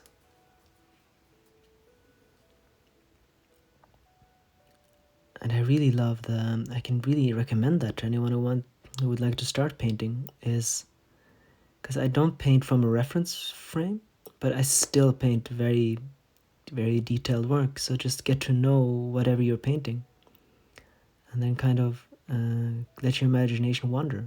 But you could still do very detailed painting even though you're not looking at a reference frame. It's amazing how the internet can connect people so far from each other. Yes, I very much agree. I think that's such a wonderful thing and opportunity that we have these days. It's just incredible that I can sit here in far off Norway and connect with all of you guys all over the world. It's wonderful. I've always loved an international community, and to be able to have that in this way is just brilliant. So I'm so thankful for that.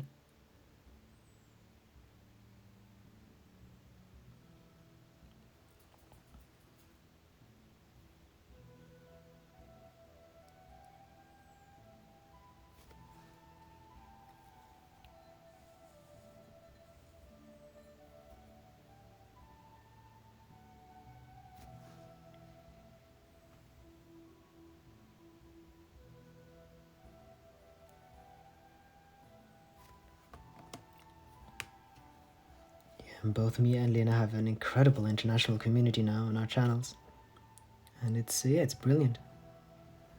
It's always so much fun to watch when we have shop openings, because we can see in the statistics exactly in true time where everyone's from, and the entire map just lights up from all over the world.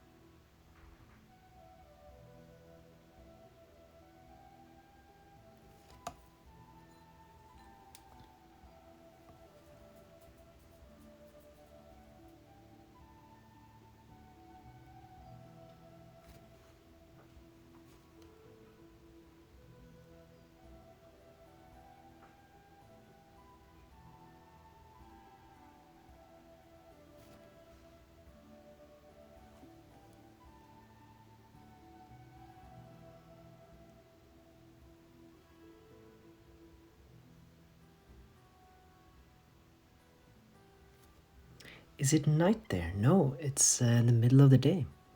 So it's 4:30 now.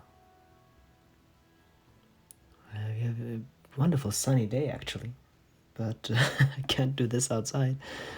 So I'm inside. But yeah, so that's the time here. In Brazil, you guys are after us, I think, and you're probably about 6, it depends on where you are in Brazil, maybe 6-8 hours behind us, I would think. So you probably have 8 or 9 in the morning. Can that be true?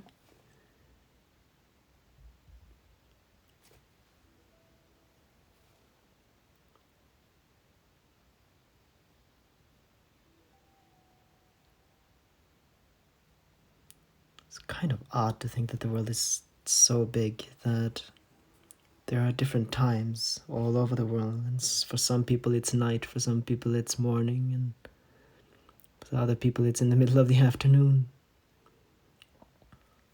It's 11:30. Okay, that's a bit off, but it's in there.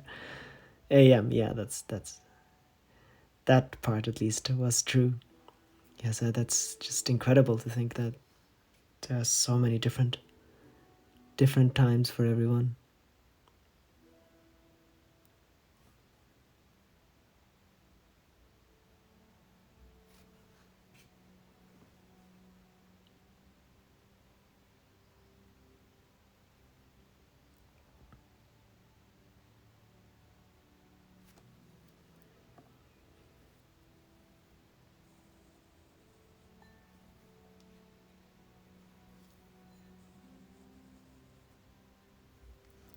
think this time of day is probably that time of day that most people from all over the world can actually connect with each other.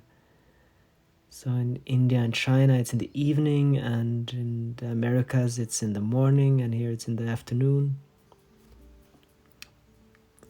8 p.m. in India. Right, exactly.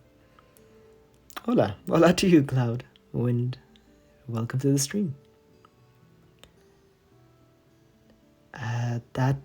My Spanish is not good, but I'm supposing that or Portuguese or what that language is means good work, maybe, probably. If it means good work, then thank you. 6:30 in Mauritius.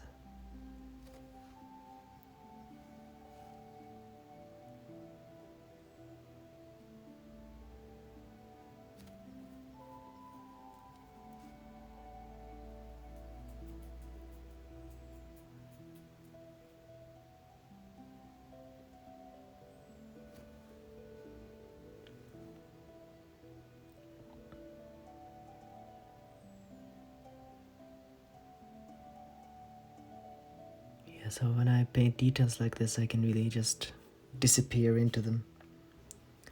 It's I always love that with this kind of painting, that at some point you can just kind of it ceases being difficult because everything is where it ought to be, and I know exactly what to do, and I can really just let my hand do paint and kind of let my mind drift off.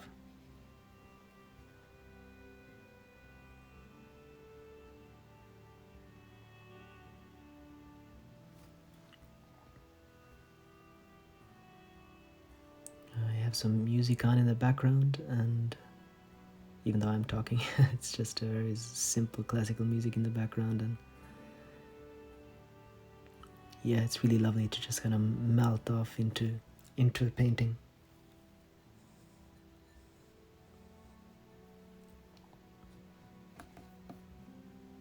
So there's so many different stages and ways of painting. That's one of the reasons why I can do this for so many hours of the day, every day, or most days. It's really, it might seem like it's monotonous work and you're always doing the same thing, but it's not at all like that. There are so many different things that go into a painting.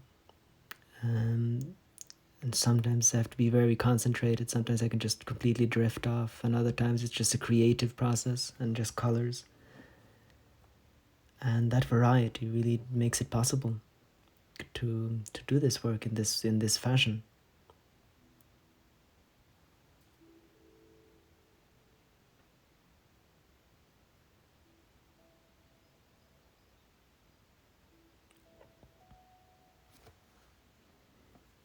That's also one of the good things with having different ways of painting. So I have porcelain now. I paint on wood, and I paint oil paintings, and I paint on glass like this. And yeah, so this variety is really a great thing. So for anyone who would like to live off of doing this kind of work, I can really recommend having different mediums to do it in, so you can avoid always doing the same thing.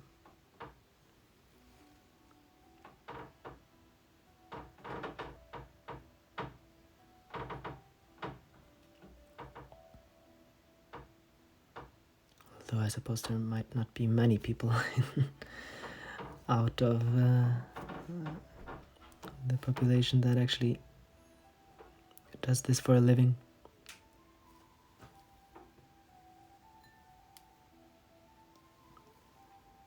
But maybe now with different options and opportunities, it is actually more possible to do this for other people too. Is that Lena we can hear in the background? Yes. That is Lena.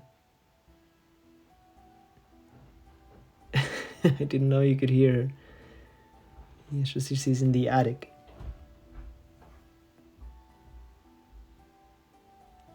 Does Lena also paint? Yes, she does. Not much, and more in different periods, and not professionally. But yeah, we've painted, well, not on the same thing, but together quite a few times. She does wonderful landscapes, more oriented towards the composition and the colors and the mood than I am. She does wonderful paintings.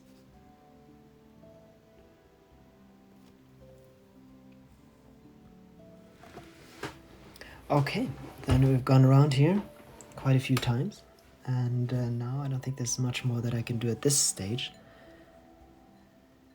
So it's time to find a new glass, I think. I have to... Let's see, so these and this. So I have quite a lot of candle glasses in development. And now I have to figure out which one I'm going to continue. I am not at all sure about that.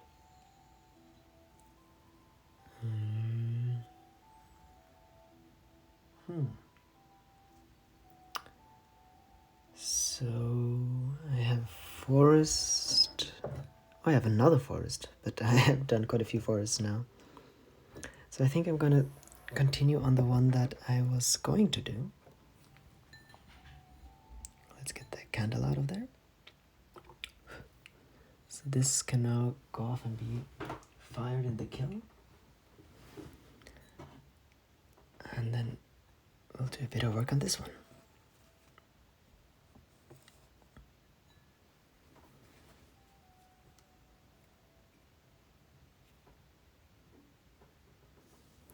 I think I'm the youngest here, just 15. Well, I don't know the age of the other people, so I am 30. And yeah, you might be. Sorry, I'm still learning English. Well, then this is a good place to do it. And you don't have to be sorry about that at all. Almost no one here is actually a native English speaker, at any rate. So that's perfectly fine.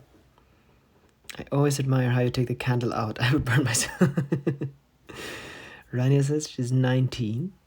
I do actually burn myself a few times, just so to make that clear. 25 in October, says Emma. So I will actually be 31 in December.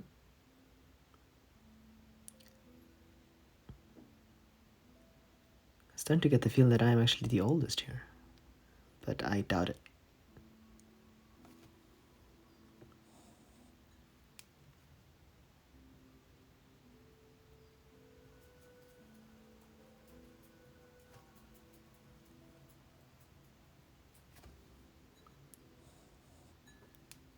So yeah, I think maybe it would be... Yeah, I'm not entirely sure. I think what I would like to do is to make a lot more details here first. So there's going to be plants and stuff here. I'm 31, then you are actually older than me. I'm the oldest, maybe. Days and Color says 39. Well, now I'm starting to feel like I'm more in the middle.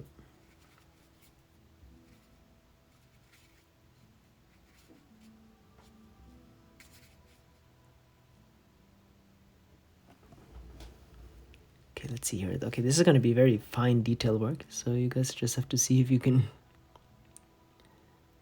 stay awake for this.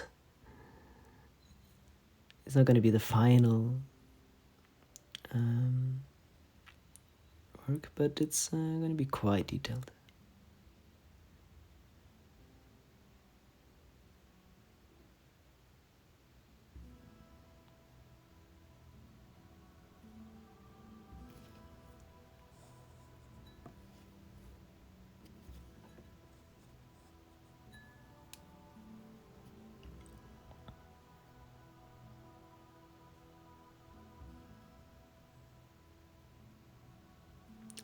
probably gonna need a different brush for this. That brush is way too big for this level of detail. So yeah, it started doing this kind of this is, I think, the third time or something like that I've done this kind of a painting. Turning 18 next month, Sign says. Do you believe in past and future lives? Oh, now we're getting quite spiritual here. Well, that's a very complicated question. In a way, I don't, and in a different way, I kind of believe that when we die, we kind of go back into the greater everything. And in some ways that might be possible, and I think in the way that we often mean, I think not. Well, question for Ariel David Photographing. How do you experience the internet and social media at your age? I've never seen one of these trees that you're painting in person. Oh, well, that makes sense, being from Brazil. Yeah, they're quite northern trees.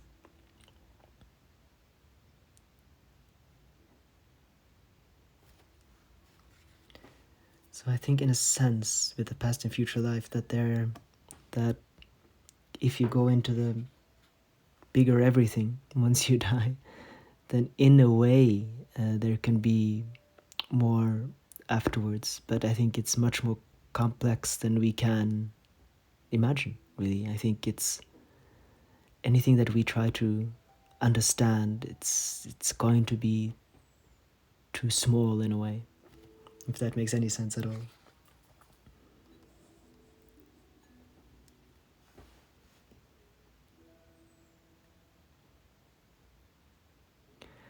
Experiencing the internet now would be, we didn't have social media when I grew up. It only started when I got into university, really, and we had Facebook kind of started when I was in high school.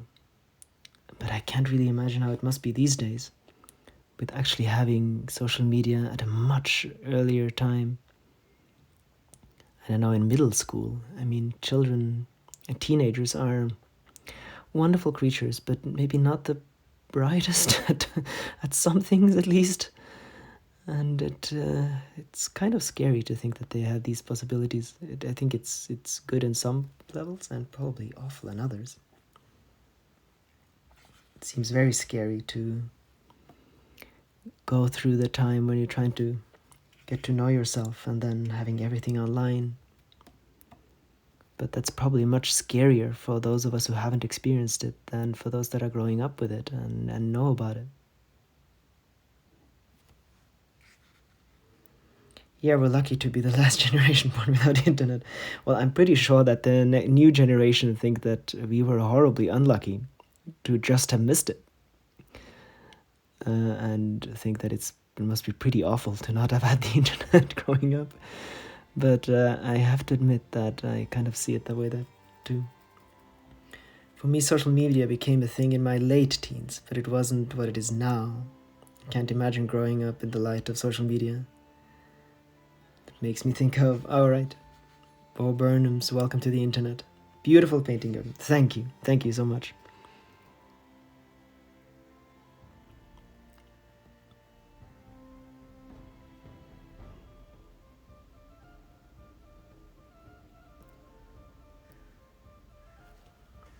Bonjour, hello from France.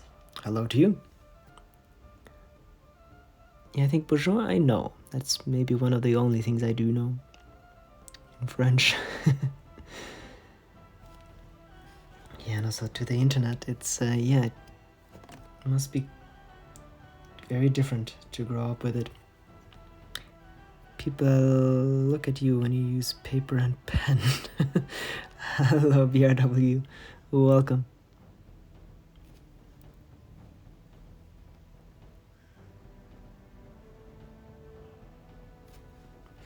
Yeah, when you use...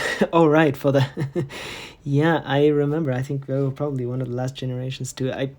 I remember at university too, I could never get used to typing on a computer. I just couldn't really get my thoughts in order, so I always had a paper and pen in the class, but we were probably one of the last ones to do it like that. And I think a lot of us that have kind of grown up with a different world, we're always going to think that it's scary and awful the way that things are done now, but I'm sure that growing up with it is just different. Especially a fountain pen. Yeah, that's probably not known anymore what that is. Huh?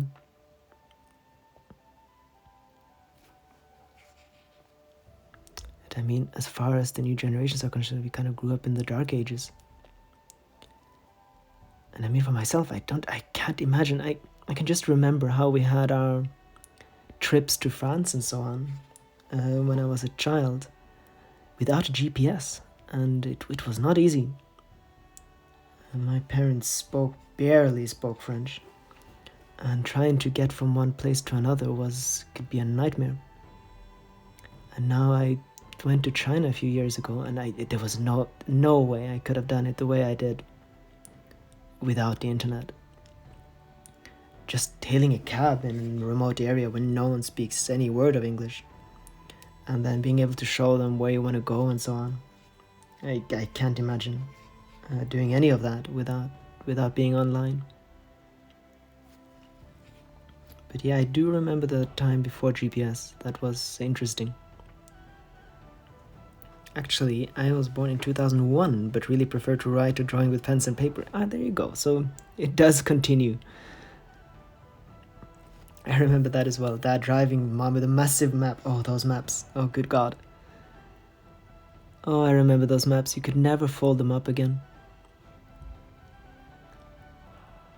But I think probably social media must be the biggest change, basically.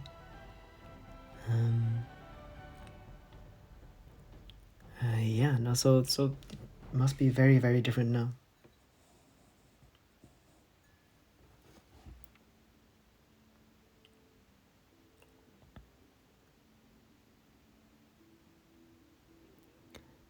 And I think being a part of that, what would have scared me the most, probably that dancing in TikTok.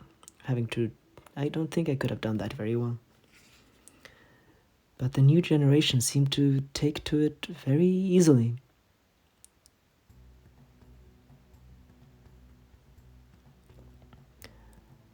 And of course, my generation have taken to it quite easily too. So all of us are, as I am myself, on Instagram and so on. I think it's much scarier for the generation, the old generations like my grandmother, that just don't understand it. And I think most of them never really will.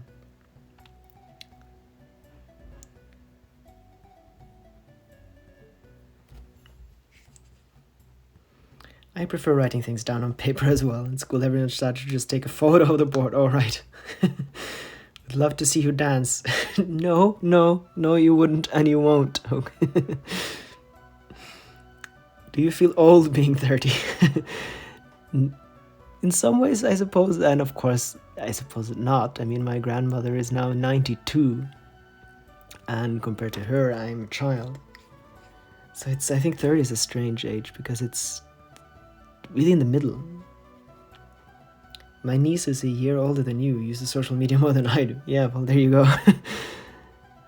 And also 30 is a very strange age because you're in between two worlds. I have to admit that I'm very happy to be finished with my 20s.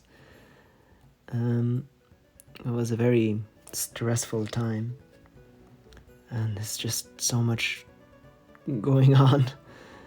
And at the same time, 30 is still quite young, and you're not really up there with the older people, but you can start to see that your face is kind of starting to change slowly but surely.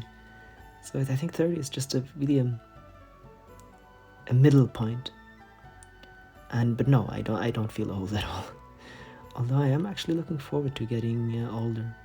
I always thought that it would be a nice thing to get a bit older. Ever consider using glow-in-the-dark paints? Yes, and I have. I have painted large paintings with glow-in-the-dark. For instance, a painting where the moon is glow-in-the-dark, and when you turn off the light, it takes half an hour and the moon kind of slowly goes down. I haven't found any glow-in-the-dark for glass and so on. But you can paint with glow-in-the-dark paints, and you can paint with a black light, and that will light it up, so you can paint really well. So I'm probably going to do more of that, and I think northern lights with glow-in-the-dark paints will be wonderful. I am more happy the more I get older. Yeah, I know what you mean, and I think that's actually true for a lot of people. It might be counterintuitive, but you learn more about life, and you can calm down a bit, and can take things a bit easier and so on. So I have nothing against getting older. Age is not the problem, it's the mileage. Well, that is true, of course. And eventually you do have to take more care of yourself. And I have noticed that there's more back pain now than there used to be. But I suppose that doesn't have to be like that. I just have to work out a bit more and better. Yeah, it's not. Yeah, it is the fact that you actually do acquire different kinds of problems when you get older. That is, of course, true. But I think that mainly starts kind of in the 50s and not in your 30s.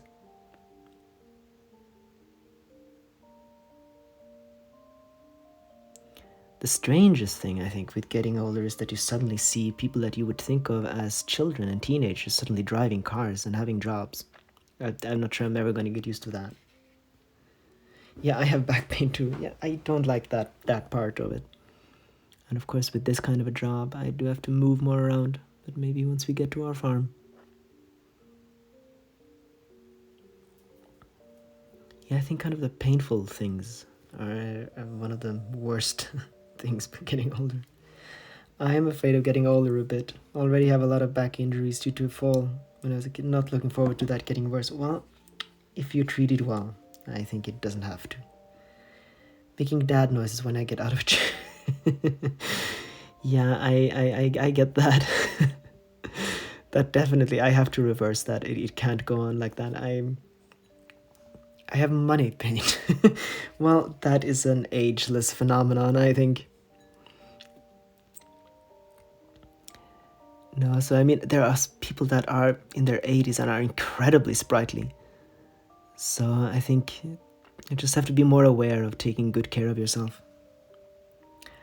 I have that with the 2000 folk. I remember them as little brats, but now they're about 20. Yeah, that's always a shock. My IKEA chair helps me with my back problems. Yeah, I need a better chair. Chairs are very important. Yeah, so things like that do change. But I can't really speak much about age. I think a lot of 50, 60, 70 years old would get very frustrated with a 30-year-old talking about getting old.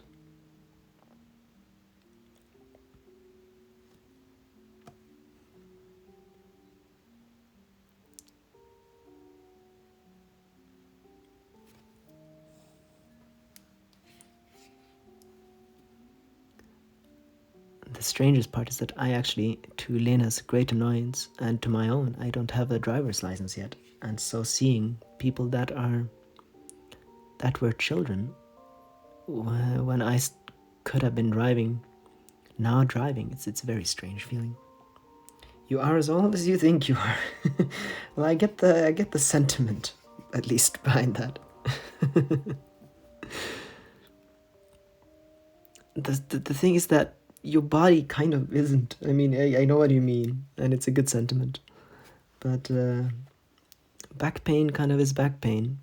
But of course, it doesn't have to be, and even if you're 90, you can still get your body up to shape.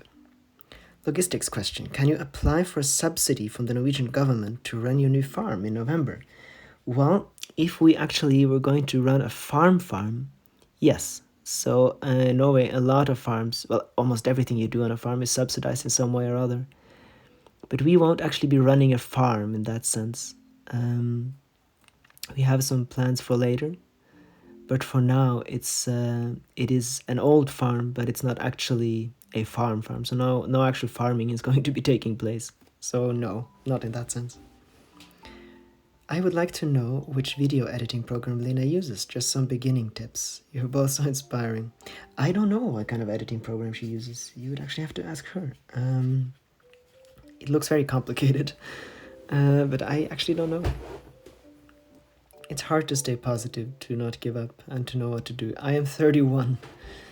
Yeah, I think that's probably an ageless problem. But I hope that that takes practice and commitment, I think, and to find out ways that you can. But I think that age should be something positive, and it is possible to see it like that. That you have more experiences and life can get richer. I think she uses Adobe Premiere, but I have no idea. It might be. Not impossible. Wonderful, Ahmed says. Thank you, Ahmed.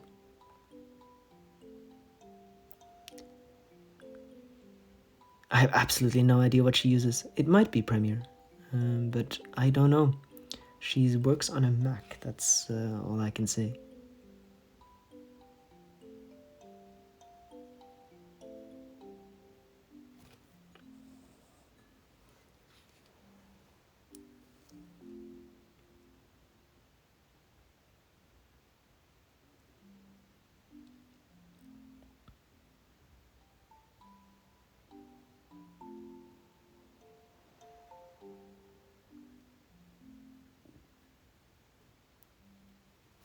So we're almost round once.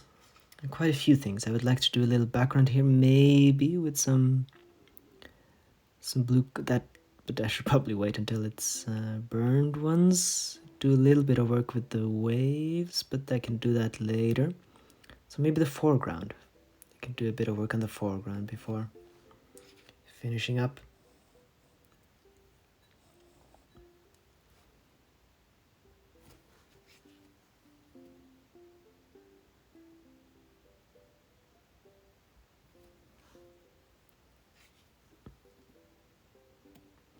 Yes, I agree with you. Age shouldn't be stopping us doing what we want to do. We're always too, always too young or too old. Yeah, so that really shouldn't be. I know Lena gets a lot of these comments from people saying that, oh, if I was only 10 years younger, I could be doing this and this and this. And I really very much think that that's just an excuse. It's no, it should not be the defining feature, and it should not be determining what you do.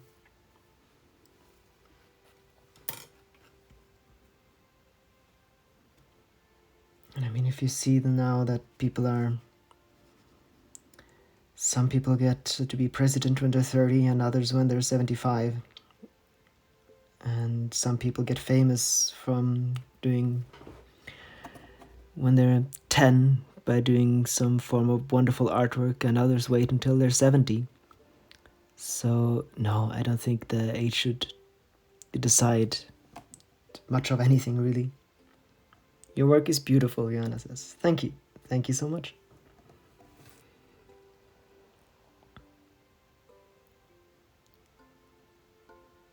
So I will be adding some waves and so on here later. But for now, I'm just going to be doing some foreground. And that has to come at a later time when this is burned once.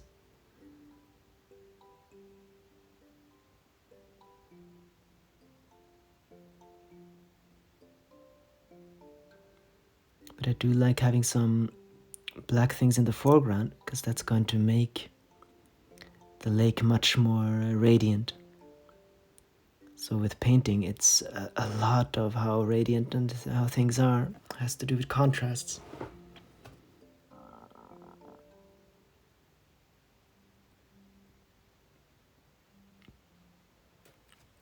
Joachim and Lena took 1 year to organize to open an online store. Very true. Yeah, we have all of these. I wish I have an amazing partner that'd like to help me and to live this with me. I hope you do too, and that you will find one. Yeah, we did take a year for that. It was really good to actually take time and do it properly. And I think that's the reason why it worked so well too, was to really just to do it well.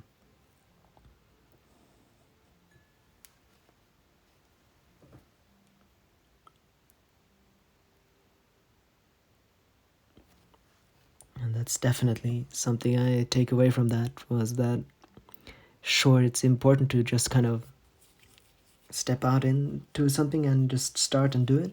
But at other times, it's really important to just take time and do it right. And that year was absolutely essential to figure out exactly what should be in the shop, how things should look, and yeah, it was really important to actually take time.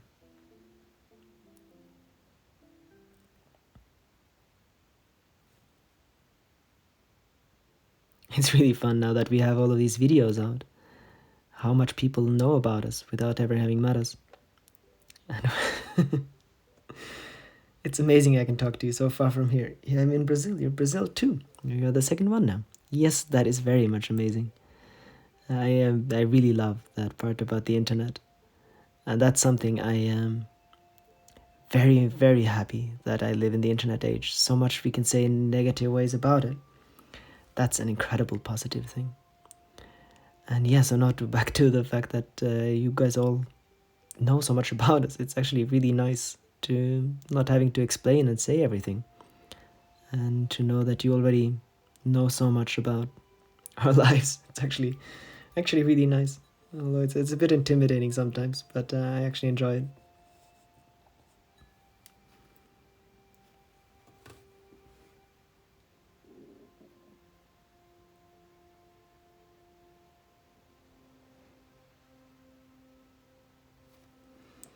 Were you impatient regarding the store, or was it easy to wait? Because as an artist, there might have been pressure to earn some money.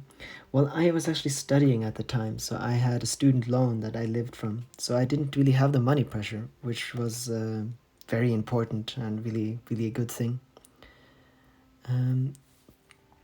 Every time I watch Lina's videos about it, I question myself whether I'm really following my inner compass. Thank you for that. Well, I hope that's actually a good thing. As for me as a writer, I resonate so much with your story. Yeah, that's wonderful to hear. And yeah, it was difficult to be patient. I'm not in general a very patient person necessarily, except for when I paint and so on. So it was difficult. But actually, Lena is much more patient than I am, and that really helped. And then to wait for the right time. Are you a happy person in general? Cool. Well, that's a difficult question. I will often seem very happy because that's kind of my default demeanor, but I can be quite serious too. So I suppose something in between. Probably not on a default mode. I'm probably more of in a way, a serious person. So it's something in between. It's not that easy to answer. Thanks for your answer, Joachim. Oh, you're welcome. If you want to know more, just ask. So yeah, to the store there, it's it's very, very difficult to wait an entire year to go out with everything. But I had tried a few times before that to do an online store and so on, and then just did it much too quickly and not at all thought out. So in the end, it was absolutely worth it.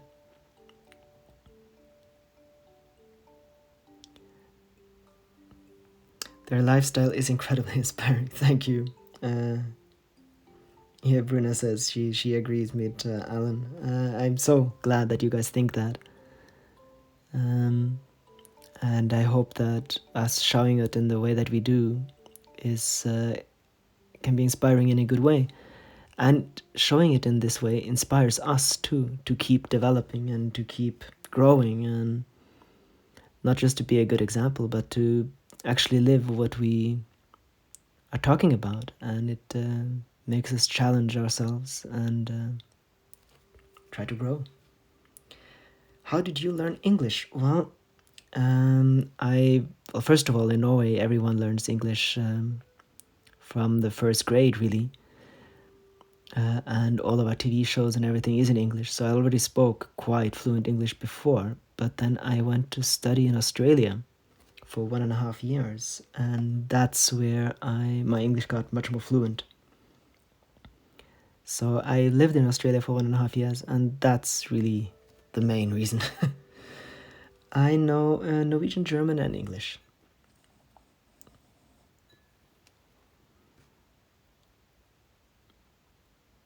Yeah, so my time in Australia was a great help to speak English, and ever since that, everything I read and listen to and so on, it's basically all English.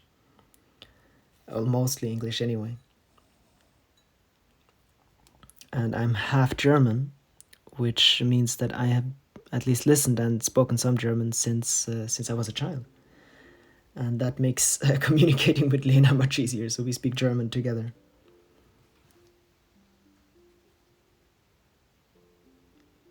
And of course, I am Norwegian, half Norwegian, and grew up mostly in Norway. And so Norwegian really is my main tongue. In what language do you think? That is a good question. So I actually think in quite a bit in English, quite a bit in Norwegian, and sometimes in German. But I think it's English and Norwegian, so I actually think quite a bit in English too. Ever since ever since I lived in Australia, quite a lot of my thoughts are in English, and the rest are Norwegian, and some very few ones are German. In which language do you dream? So that's English and Norwegian. So both. I've been quite a lot away from Norway, and even now that I'm in Norway, I've spoken so much German, and otherwise I've watched things that are in English, that Norwegians have actually started telling me that I have an accent when I speak Norwegian, which is quite a frightening thing to learn about you have an accent in your own mother tongue. Some people have said that they can hear that I was German, which I mean, I have a very strong Scandinavian accent in German, much stronger than I have even in English. But yeah, apparently I have no first language anymore. Spent 5 years in Tübingen, Germany, doing my PhD. Great years. Not Tübingen. I think I've been to Tübingen. Yeah, that's wonderful. So, yeah, the German connection is very strong for me too. I studied in Germany, in Heidelberg, actually. And that's when I started to reconquer a bit of my German, because I hadn't spoken German for quite a while. And it was really bad at some point, but now it's quite fluent, although I do a lot of grammatical errors.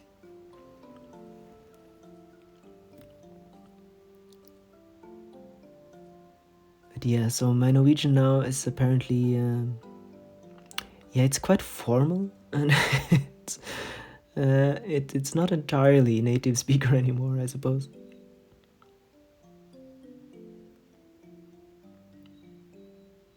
But it is the only language that I truly speak fluently, although English comes quite close. But of course I have a Scandinavian accent in English. Although, while I studied in Australia, it got to the point that people really had trouble figuring out where I was from. And a lot of people actually thought I was from South Africa, which kind of makes sense because Afrikaans is a Dutch language and sounds a bit kind of Scandinavian-y, and their English accent is a bit Germanic. Norwegian English. Yes, something like that. We often say that we speak that the language that we're going to speak is Norch, which is a German, Deutsch, Norwegian, but English is of course a part of it. So something like that.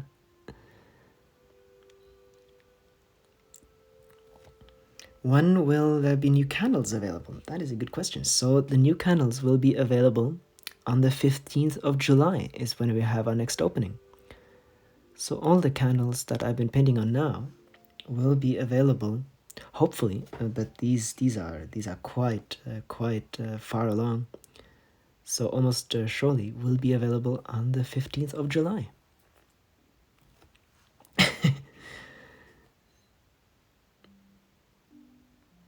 Yeah, so that's the reason why I'm painting a lot of candles at the moment, is because we have a shop opening around the corner.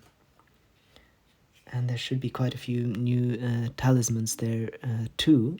And I have to of my large paintings that are going to be available too.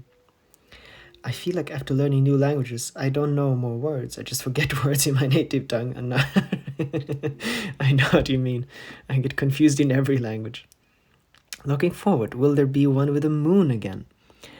I am not entirely sure. So I have one that I think is going to be very interesting. You can't really see much on it. You can just show it like, yeah, you can't see anything there.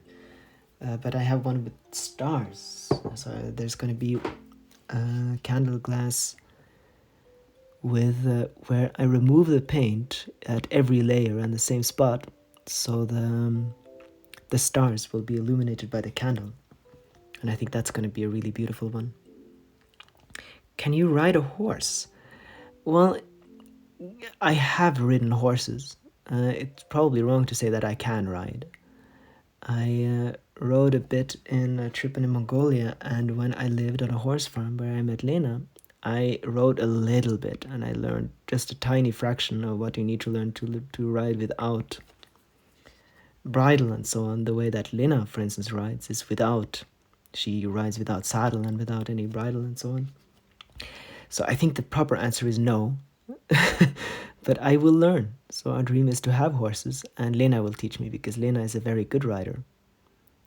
And she rides with a technique that is basically without anything. And that will be my goal too. It's not that easy. She rides just with a strap around the neck of the horse, but nothing attached to the face and so on. So that's going to be the goal. But of course, it's quite a difficult way of riding. But yeah, that's going to be the goal, to learn how to do that so we can ride together.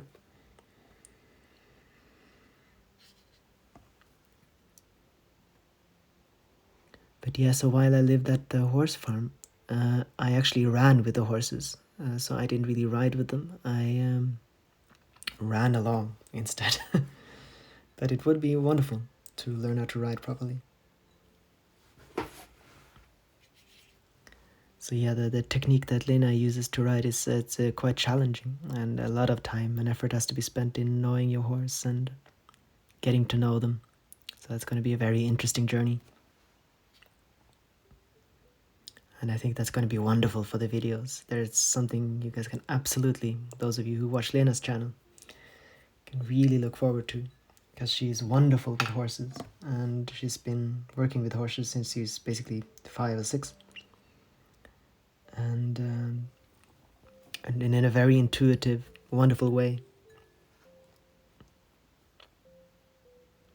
Of course, I mean, in the horse world, as far as I know, there are a lot of debates about how to do it correctly and so on. Of course, there's going to be a lot of discussions, I'm sure, and people that disagree with that way of doing it. But I really, really find it wonderful, that way of working with horses. Because it's based so much more on just your intuitive feeling with the horse and getting to know them than any force. Which basically means, of course, if the horse doesn't want to ride, you can't, because you have none of the traditional ways of forcing it. But that makes it so much more wonderful when you can. So I've been in gallop on a horse once without any bridle or anything. And it's a wonderful experience, although it's quite frightening. Because of course you have none of the control mechanisms.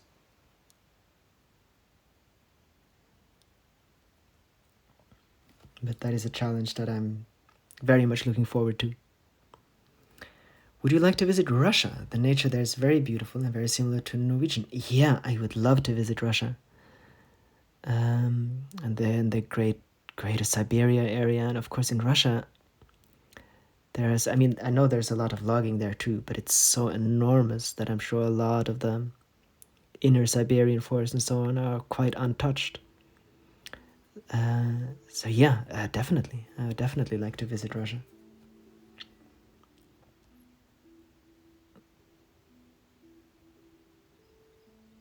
Lake Baikal, and yeah, there's so many different areas there in the Ural Mountains and so on, Kamchatka. So definitely.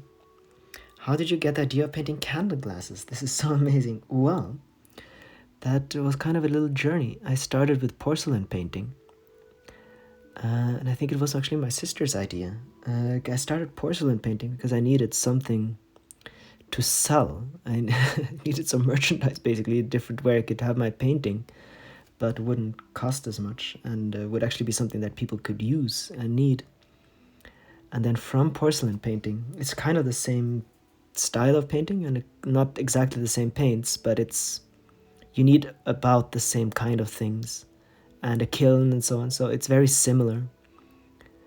So from porcelain painting, the road to glass painting wasn't that long.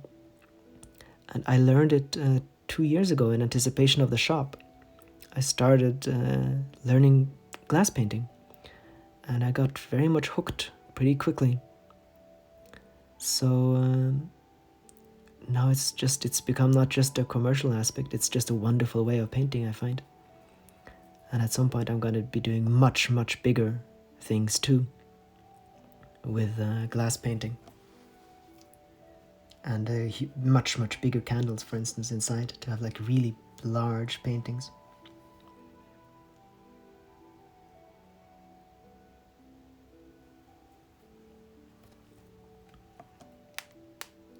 The flame looks like the sun. Yes, that is exactly the things. I always paint these glasses with the idea that the candle is the sun. So that's exactly how I paint. So I use that. I basically that's my light source. So I never paint any sun, almost never, a sun into the candle glass like I do in most other paintings, because I already have a sun. It's the candle, and then I use that as the light source. That's why I have the landscape where I have it here, so that the sun will kind of shine above and be below and create that effect.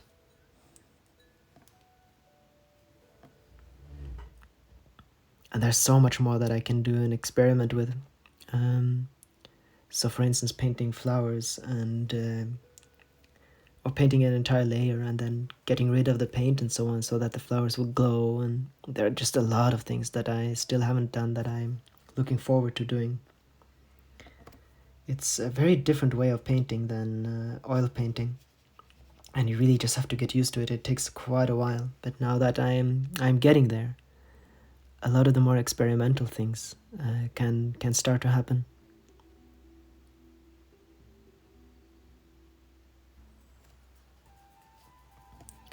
And there are just an infinite amount of possibilities.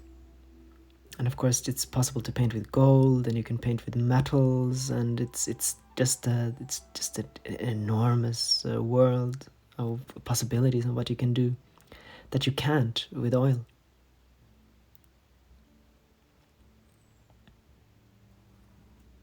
So there are quite a lot of things that you can't do here that you can with oil, but you have the same in return.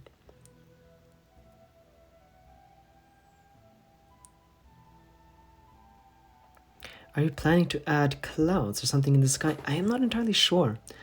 I kind of like the softness of this. So I often add something in the sky, but I think I might be happy with this one to just have the very soft sky. So I think once I've done the landscape and so on, I'm gonna have to see if it needs anything more. I might make some mountains and so on in the background, but I'm not entirely sure about that. Do you do customized candles? So no, I don't do anything customized or anything on order. And the main reason for that is just the second that I have to do something, all the joy goes away. So I know a lot of artists do things on commission, but that just doesn't work for me, because the second I know that I have to do something, anything I want to do is everything except that. So even if I would love to do a specific way of painting, a specific painting, the second I have to do it, I don't want to do it anymore. So it would be a good thing to do, but it just doesn't work. I totally understand. Well, thank you. Yeah, so that's kind of the reason why I don't do any commissioned work. That's one of the reasons, one of the main problems I had with studying too. I would love the field that I studied and so on, and get very interested, and I read everything. But the second I had to do something specific, all the joy went away and I just wanted to read about something else. Same with me when it comes to writing. Yeah, it can really destroy the creative process when you have a deadline or you have something prescribed. So I know a lot of people do that, but I think most artists who do things on commission, it's not because they want to, it's because that's the way they can survive. And since I don't have to, I don't, basically.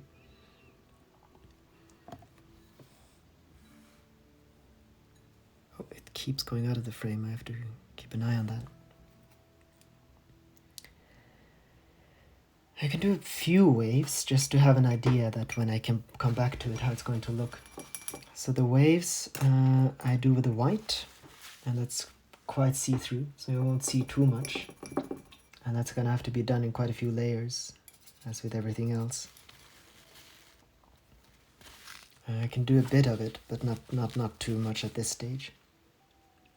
But just so that I have an idea when I start up again after it's been in the kiln, and tomorrow I can know a bit how it's going to look.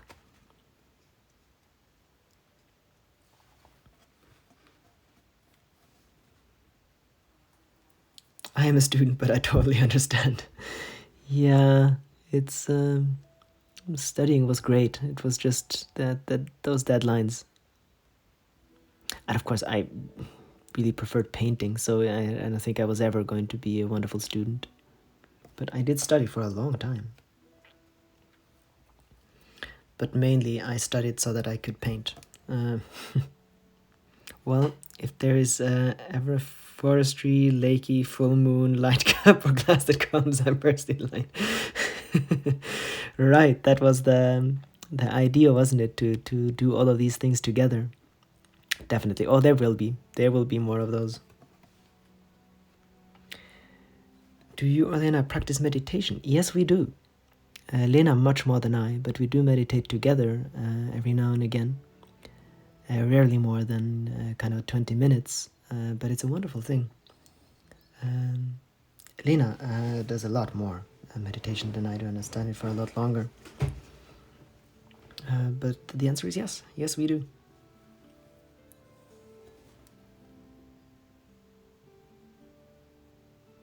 It's a wonderful way to just decenter and to get out of your ego, basically. And yeah, it's a wonderful, wonderful practice. I'm enjoying the full moon glass candle, BRW says. I'm so glad. That is wonderful.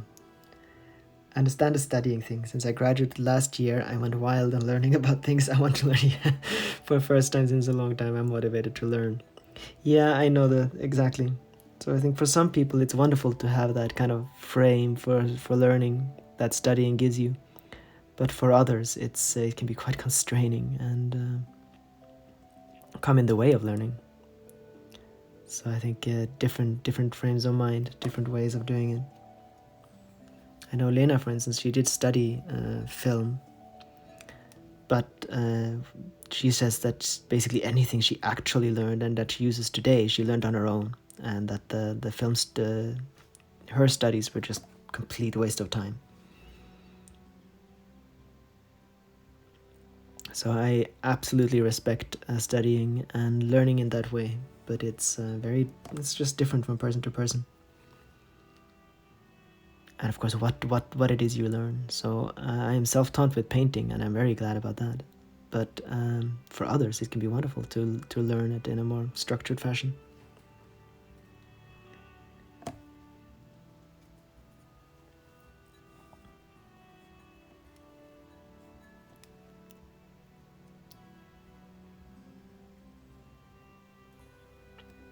How is Lena doing with her?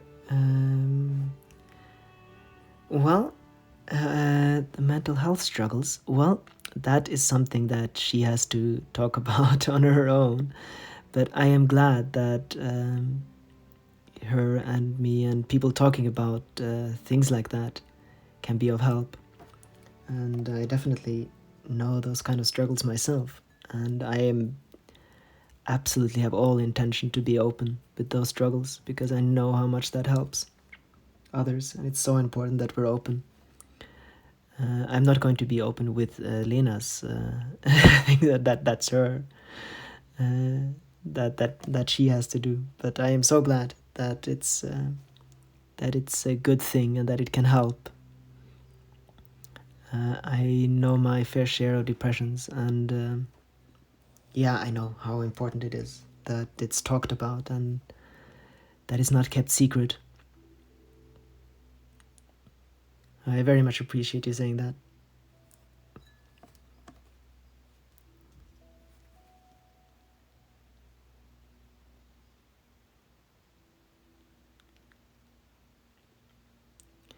Yeah, I know that that's an important thing for Lena too, is openness and presenting and showing what's actually there. Emma did ask about this, what the kind of the social media thing where you kind of just show a certain way of life, and that can be really, really bad for a lot of people. So I think just as important, one of the reasons why it's so important to talk about these things is to make everyone not feel alone. Because if we're all just talk about how wonderful things are whenever we're online, we're all going to get a very strange picture of how the world is. I think that everyone else is much happier than we are. So, sure, it's okay to instigate to a certain extent, but both me and Lena are very clear about that we actually want to show what's actually going on too.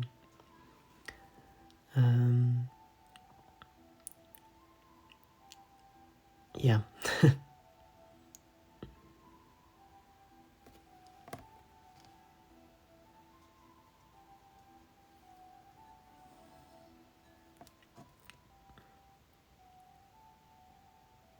It's so, I mean, one of the hallmarks of depression is feeling alone in the world, and the more everyone else talks about how our experience of the world, the easier it's going to get while you are in that state of mind. I struggled, there are lots of I struggled with anxiety and often depression for many years. Only last year, age 38, I got autism diagnosis, which explains so much. Yeah, a lot of these very late stage diagnoses can be quite of a shock, but so freeing for a lot of people. I'm so glad that you got an answer, and it can be so helpful to figure out what's behind. Social media messes with our minds a lot. It might feel like we're the only ones who have problems in life. Yeah, that is a problem, because we are not having these kinds of problems. It's just such a part of being human, and it makes everything so much more interesting anyway. It's a part of experience, and I often find that people who have gone through a depression have a much richer view of life and a much deeper understanding. So I think seeing it, at least afterwards, of course, while it's going on, it's awful. But once you get through it, it can be an enrichment too. My mental health struggles come from trying to conciliate being a researcher with being an artist. Yeah, I know. I had the same kind of experience too, trying to reconcile the fact that I wanted to paint and I wanted to be an artist with the fact that I felt that I had to study political science and be a good citizen and so on. So I get that. I could finally understand myself and the struggles to find compassion, Daisy Collar says, with the autism diagnosis. Yeah, I get that. To finally have an answer can be so freeing. I love this. It's raining softly here. This live stream is on. The conversation on here. Doing some work in the meantime. Enjoying the calm atmosphere. This is what I needed today, Emma says. Oh, that's so good. BRW says, and the pandemic didn't help. Yeah, that is very true. That is very, very true. It's been incredibly isolating for so many people. Such a big part of being human is being social and being there with others. So the pandemic has been incredibly awful for so many people, and my heart really goes out to those that have struggled during this time, because it's been just I think the ramifications of the pandemic we have no idea yet. It's going to be years and years before we even begin to understand what's actually happened. Joanna says, yeah, so healing to watch you paint. I am so glad that you think so. That's a really good thing. It makes me really happy that that is helpful and enjoyable. I have to say for myself too, it's really a wonderful thing to have you guys along. I can always feel, although I not necessarily feel alone, it is kind of lonely to be a painter and to... I don't go into an office with lots of people and so on. So actually having you guys along every now and again really helps me stay connected to the world. And I'm so thankful that you guys actually want to join me here. And I always feel reinvigorated after these live painting sessions. And I'm so thankful that so many of you also keep coming back, which, I mean, it's quite incredible. Who would have thought just painting details live can be interesting enough to actually keep people engaged. So yeah, I am very thankful for this and this time and you guys. If someone heard that, that's our dog who decided to start howling. Not entirely sure what's happened there.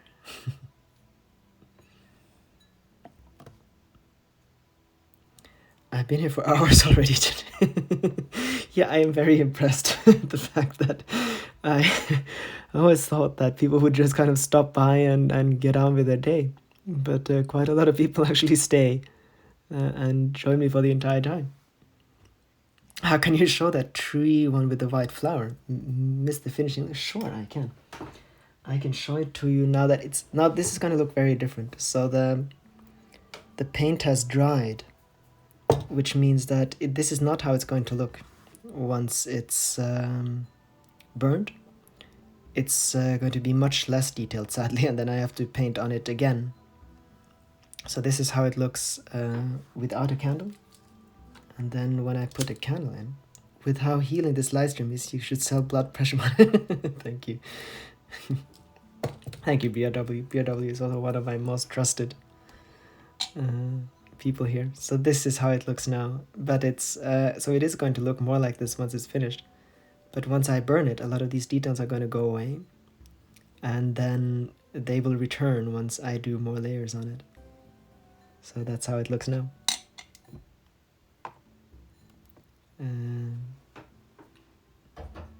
My first live stream was like that. Oh, look, he's doing a live stream. I'm going to have a quick look 2 hours later.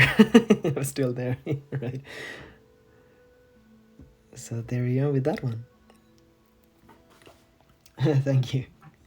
Yeah, I think that candle is going to be really wonderful once it's finished. Quite a few more layers, and it's quite a new look. But I think it's going to be good. So let's see. So on this one, it's not that much more that I can do. I did want to paint some mountains in the background, but I might destroy the trees while doing that, so I have to burn it once before I can. So the challenge now is to figure out which candle will be the next one.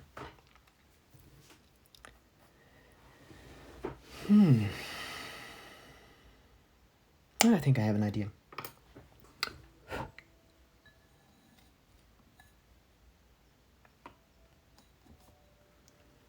So let's see here. So yeah, I can show you guys. This is where I have all the candles that are going to get burned. And yeah, those flowers I have to switch out. Let us see here. So I have an autumn one. And I've painted the background. And now it's just going to be another layer with different plants in the foreground. So let's see. I think that's the one I'm going to be painting on. I think everything else is not really far enough, hasn't gotten far enough. I do have another forest. I mean, that could have flowers too. So let's see, I'll take a little vote here. You guys can tell me which one you would like me to continue painting.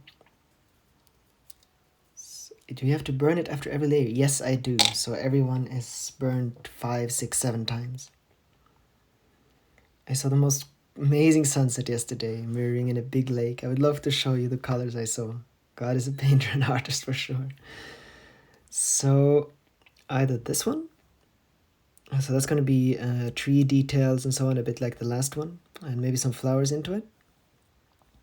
Or this one, that's going to be the very close detail work that I started with.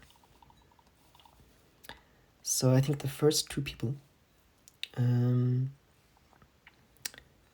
that tell me which one, right or left, I will go with that. Can you tell us more about the strange howling noise the three of you mentioned? Well, that was my dog. He does that. This one. Well, that's a... Right, this one. Okay. Oh, yes, very good. Then we're doing... Sorry, including your dog. All right, yeah, this will be the one then. Right, okay, so we have a winner. Yeah, so he does the second he hears a siren or anything that sounds like a wolf, basically. He starts that. Well, that was a bit too late, I'm afraid. But we've already done a forest one, so you got your wish once. And I'm confused. Well, okay, we're gonna do this one. So it's... yeah, so sometimes I'm going to be tracing the plants that are there, and sometimes I'm going to be creating completely new ones. And it's going to be with a darker red color than the orange that is behind there, to get a bit of a layered feeling.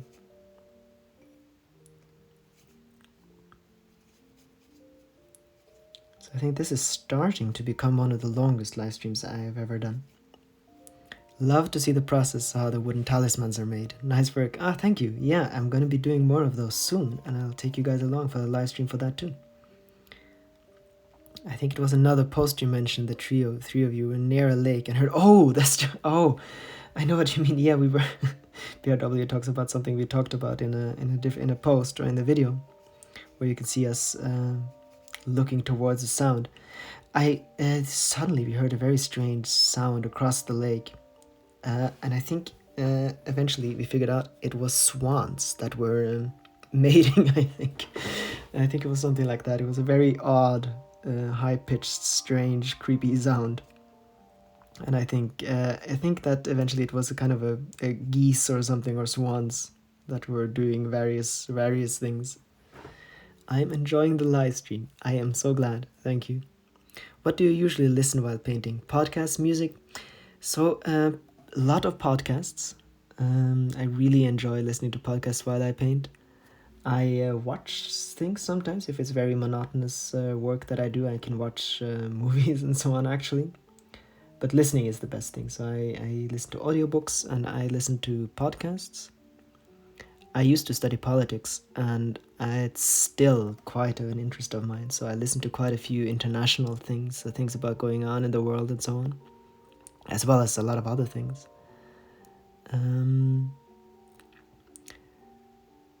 Yeah, so I discovered podcasts, I think, about a year ago, and I've gotten hooked ever since. And I listen to quite a bit of music, a lot of kind of relaxing, calm music. So a lot of different things, basically. I have obviously a lot of time on my hands to do things like that, because it seems like it's kind of different regions of your brain that when you paint, it's really helpful to just let your mind go with other things, because it's not really needed for painting, at least not the things that I already know how to paint. Which podcast do you like to listen to the most? Oh, wow. Actually, I have quite a lot of the political podcasts, I have to admit, even though I would like to have more of them. The more enlightened podcasts. I actually love a lot of those podcasts, for instance, from the New York Times or Ezra Klein and so on. and the Washington Post. I listened to quite a few of those. Good afternoon. Hi, Senpai. You're welcome to join. Glad you joined the stream. And I listened to some things that are from in German too, which is more mental health kind of thing, but not a lot of that. And then there are some history podcasts too that I like. Try heavy metal and you should get very interstellar painting. Yeah, I can see the attraction. It's not something I usually listen to. That might change the painting. That's very true.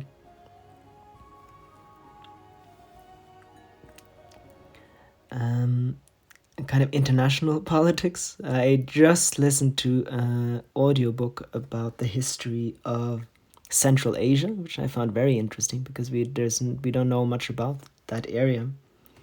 I mean, not here in the West at least. So that was very interesting. So yeah, things like that.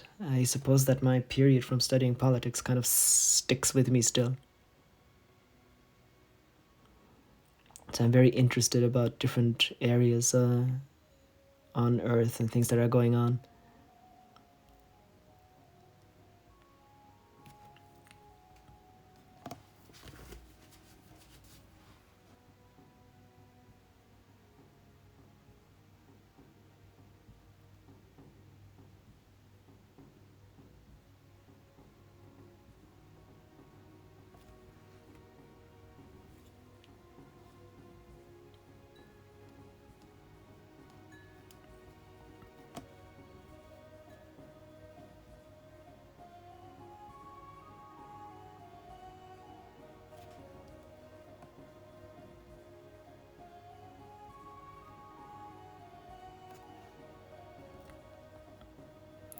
But I'm always trying to expand what I am listening to.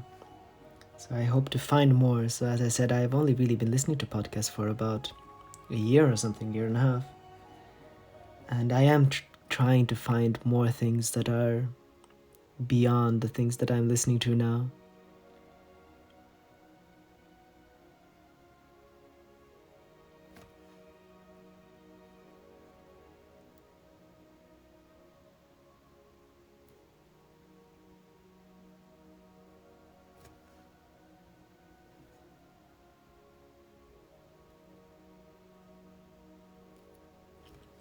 After this COVID mess, you should open up an art class. You could sleep in the woods. Well, at some point, something like that would be wonderful, but I think it's gonna have to wait. Do you invite guests at your home too? So we've had some family staying, but that's basically it so far. We kind of find that now it's been COVID, obviously, so we haven't really had much of a chance. But I think it's going to be more interesting where we are moving to invite people there. And more of a guests and not friends, it's probably something that's going to have to wait once we kind of expand our world a little bit. So we basically would like to have something like that. But we have to get more settled first, I suppose.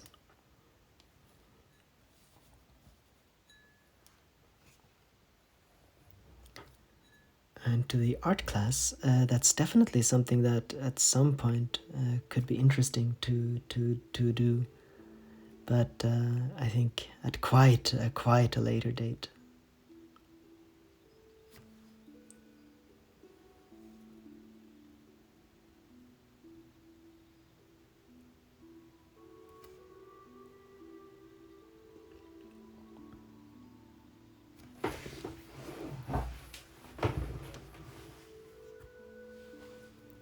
But I am sure that our world is going to expand with time.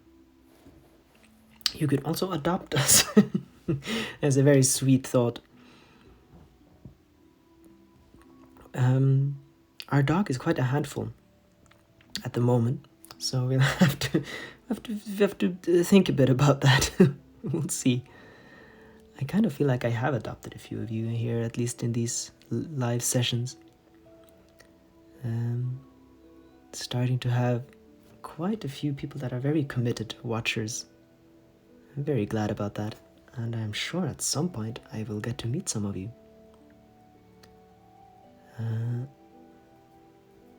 at some point, of course, I would love to open an actual store where people could actually come by. So there are lots of different things on the horizon. But yeah, we have to get more settled first.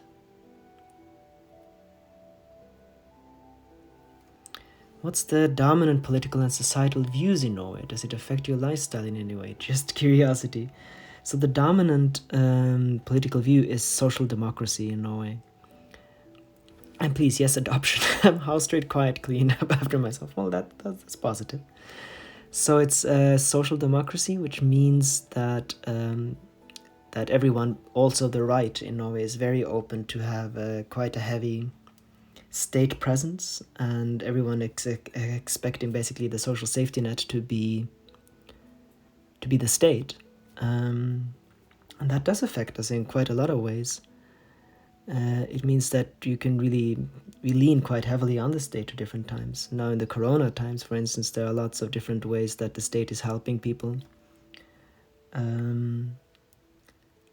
When I studied, I got a student loan from the state, which everyone basically does in Norway. You have a right, and even if your parents have enough money, most people do take a student loan from the state, which is basically the cheapest loan you'll ever get in your life.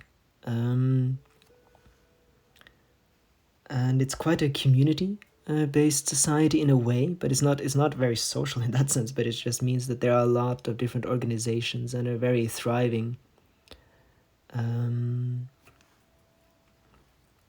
space between the state and the individual. So a lot of different groups and so on, a lot of things going on. It's a very state trusting society, but that's more historical because it's gone well so far here. So even the more extreme right is compared to Americans are more or less social democrats. I could be the janitor for your store. Well, once it gets big enough, I will have you in mind. I am sure that once we get more settled and so on, that a lot more social opportunities are going to be opening up, and we're going to be more part of the society around us and the area too. So when we're now moving, we hope to be more involved. That sounds wonderful. European social democracies are great in general, although Spain is a mess. I don't know too much about Spain, but yeah, I have to admit that I'm quite a fan, but that's because we have states that we can to quite an extent actually trust. So I realize that in other countries it seems a lot worse. You don't actually want the powerful people to have the amount of power they do here. But we have very low levels of corruption, and yes, we very much trust the state, but that's because of the state we live in. I am sending my resume. I think BRW has his mind on other things. So I see that I will have to perhaps open up my store a bit earlier than I thought. So that the store is definitely something I'm really, really looking forward to. Very curious about how that's going to be and how that's going to look. Can have you have an internship first. Agree. I love Germany in that sense, for example. Yeah, so Germany is quite similar. Of course, Scandinavia is a bit more than Germany, but Germany is very much similar, and a lot of the social democracy that we have here is based upon the German model, or it was at least. And yet I know the feeling of having a safety net has been incredibly important in my life. To know that the state is going to be there, and your family doesn't have to go bankrupt, even if you have a very hard time. And I really like that aspect of it. How cool would it be to have a mini observatory in your woods? That would be pretty cool. Du snakker norsk? Ja, jeg snakker norsk. So the question is if I ask Norwegian. If I speak Norwegian. Yes, I do. My main language is Norwegian. I was born in Austria, but I grew up in Norway, så my main language is Norwegian. Så jeg snakker norsk, selv om jeg har blitt fortalt at norsken min begynner å bli litt formell, og at jeg begynner å ha en aksent. Men jo da, jeg snakker norsk.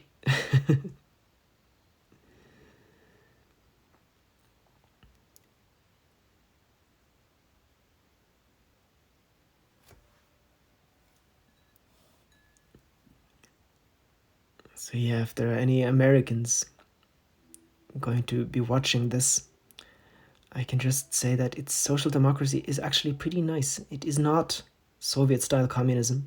It is the social safety net really is very, very helpful, and it's I think at least it's a good idea.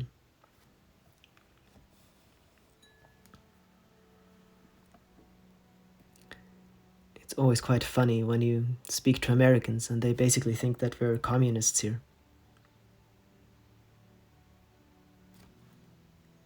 But it's a very thriving liberal democracy, just with social solutions for societal problems.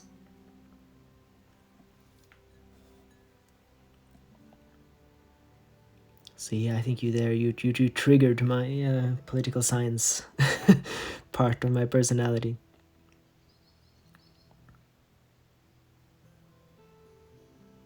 I am sorry for those of you who think that these kinds of topics are incredibly boring.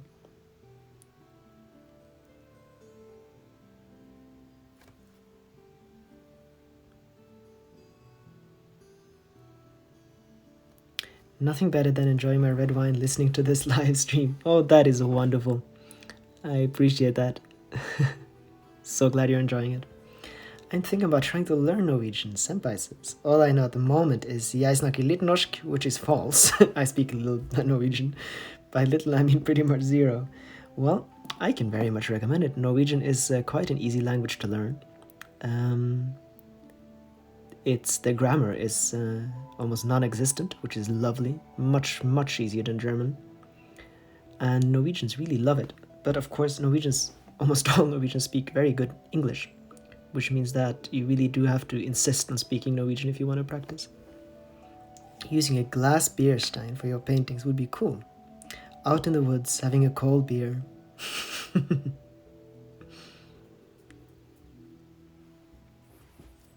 I am so glad that you guys are enjoying this, and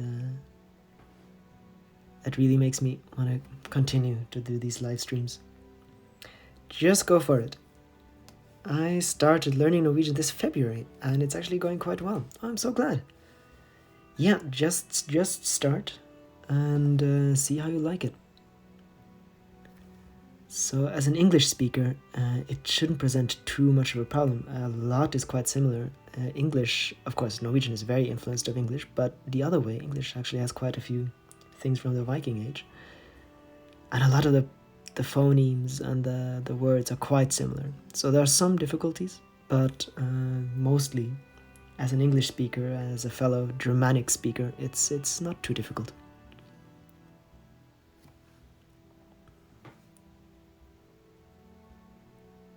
Learning a language, how difficult it is, it always depends on where you're starting from. But I mean, you're bilingual anyway, and that's gonna help. Only learning a little bit each day gets you far. That's true. How much longer will your summer last? Oh no, not long. You're asking a very poignant question there. So our summer will last, well, until end of August, basically. So we have, and maybe not even that long. So autumn kind of starts in September, and end of August, September. So it'll go on for about 2 more months, even though the warmest month is July, and August is kind of starting to get colder. Then in September you're really into autumn here. I'm sure I could learning and just not getting mixed up it being my fourth language. Actually, the more languages you learn, the easier it gets, I think. I don't know many languages, but as far as I know, actually knowing more languages will always help you with the next one. My mom's on 6 languages already. Dutch, French, English, German, Spanish, Swedish. That's very good. And with Swedish, she already has Norwegian and Danish. That is quite impressive.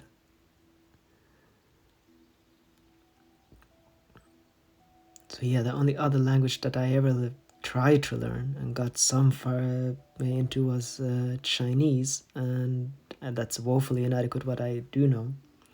But that was interesting because that's a completely different language, and then suddenly you have very different problems.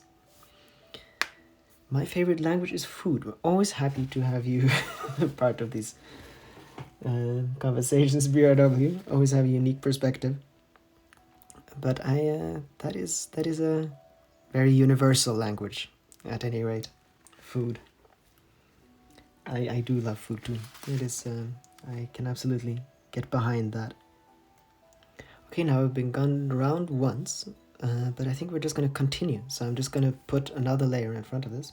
Oh, now this one is starting to beep, so I just have to switch. Now my sound is going to get a bit worse, and I have to charge it. So I'll be right back.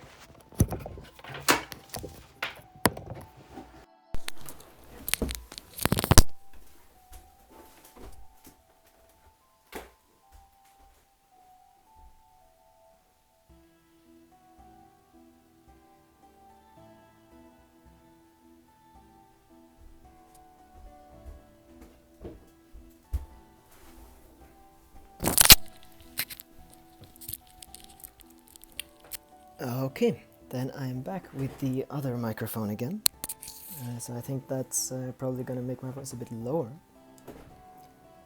And I'm hoping that it's going to charge fast enough so when my phone is almost out of battery, I can switch it to the other one. But this might be the beginning of the end for this live stream. But we'll see. We'll see how it goes.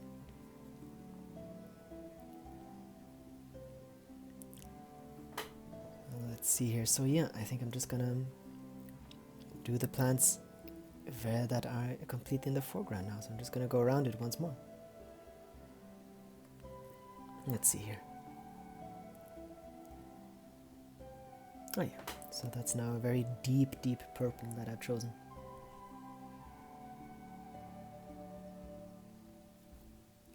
And I think we could do some flowers here too.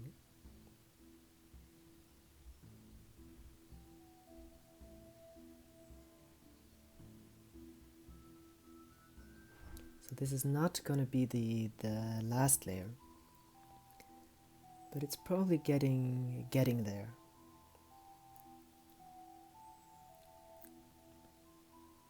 So now I'm completely in the foreground, and maybe there's another layer even closer. I really like this, putting these kind of layers on top of each other, because you get such a depth to the painting.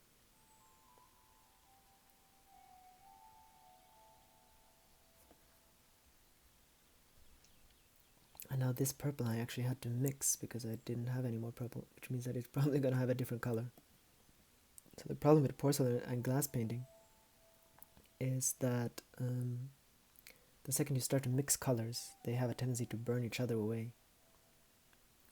So for instance, if you paint with porcelain and you try to make orange, usually the yellow will just completely burn away the red, and you just get a yellow painting. So you just have to get used to how these colors interact. That's one of the more difficult parts of painting with glass and porcelain colors, is the way that the colors interact with one another.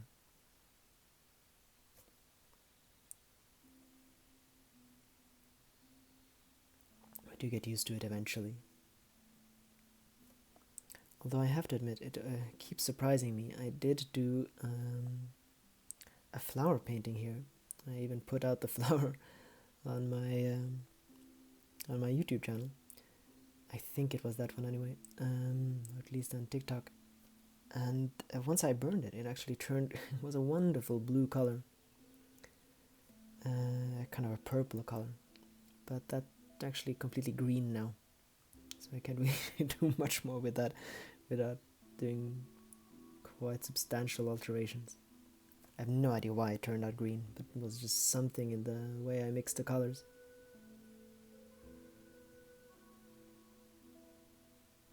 So it's can often be quite surprising what you get out of the kiln.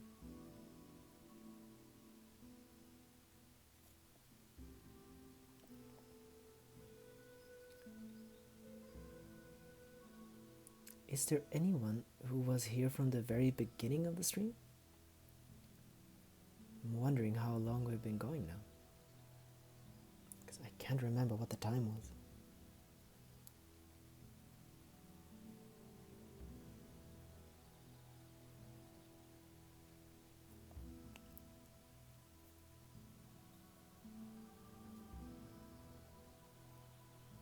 That's not very important anyway. I was very close. Yes, I think you were. I think you were one of the... Yeah, I think you came almost right away. It's Emma. I joined 10 minutes in. Alright, so do you guys have any idea? I went on around 2 or 3. Do you guys have any idea when it started? I have been here for hours. Yeah, it's been going on for quite a while now. But I mean, Senpai just joined us, so it feels wrong to stop.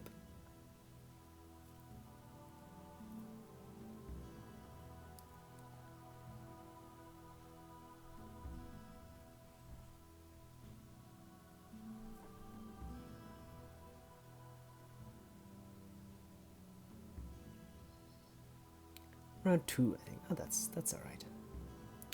You haven't gone to the washroom yet.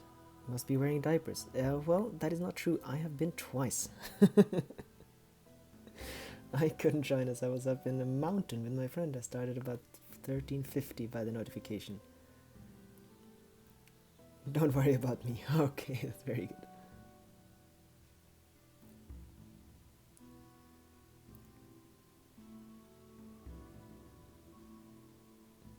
No, I have not. I'm not so committed that I've started wearing diapers. That's probably the next level kind of committed. No, I just decided that those of you who actually really want to stay here, you'll stay even though I leave for a little while. And I was right.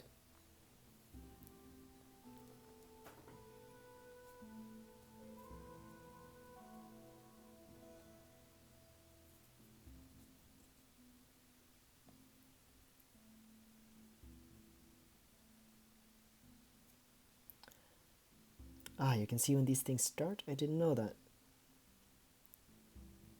No, not me either. Must be some place that I haven't discovered yet.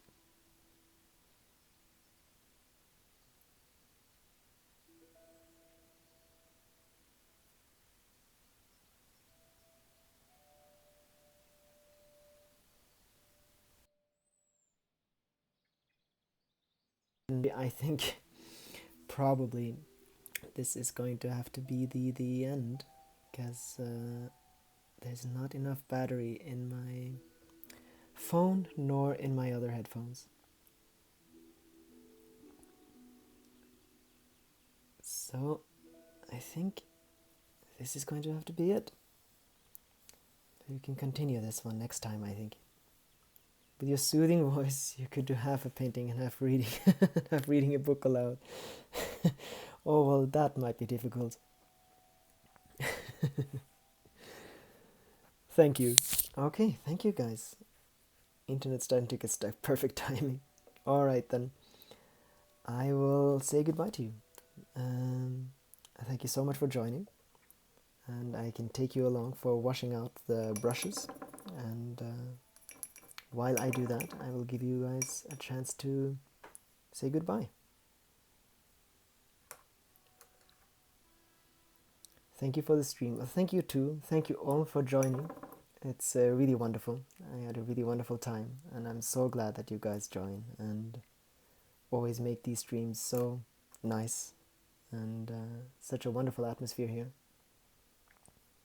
So thank you, everyone. And yeah, I can't really thank you enough for making these streams so enjoyable. It's really above and beyond what I thought the first time I just flipped the live button to see how it would be, and it's turned out to be wonderful. And I'm going to be doing live streams quite a lot. Every time I kind of feel a bit stuck and so on, it's just wonderful to have you guys along. And yeah, thank you. And if anyone wants to talk about life and changing path, I would be glad to, Bruna says. Well, thank you all for joining, and I will see you here next time.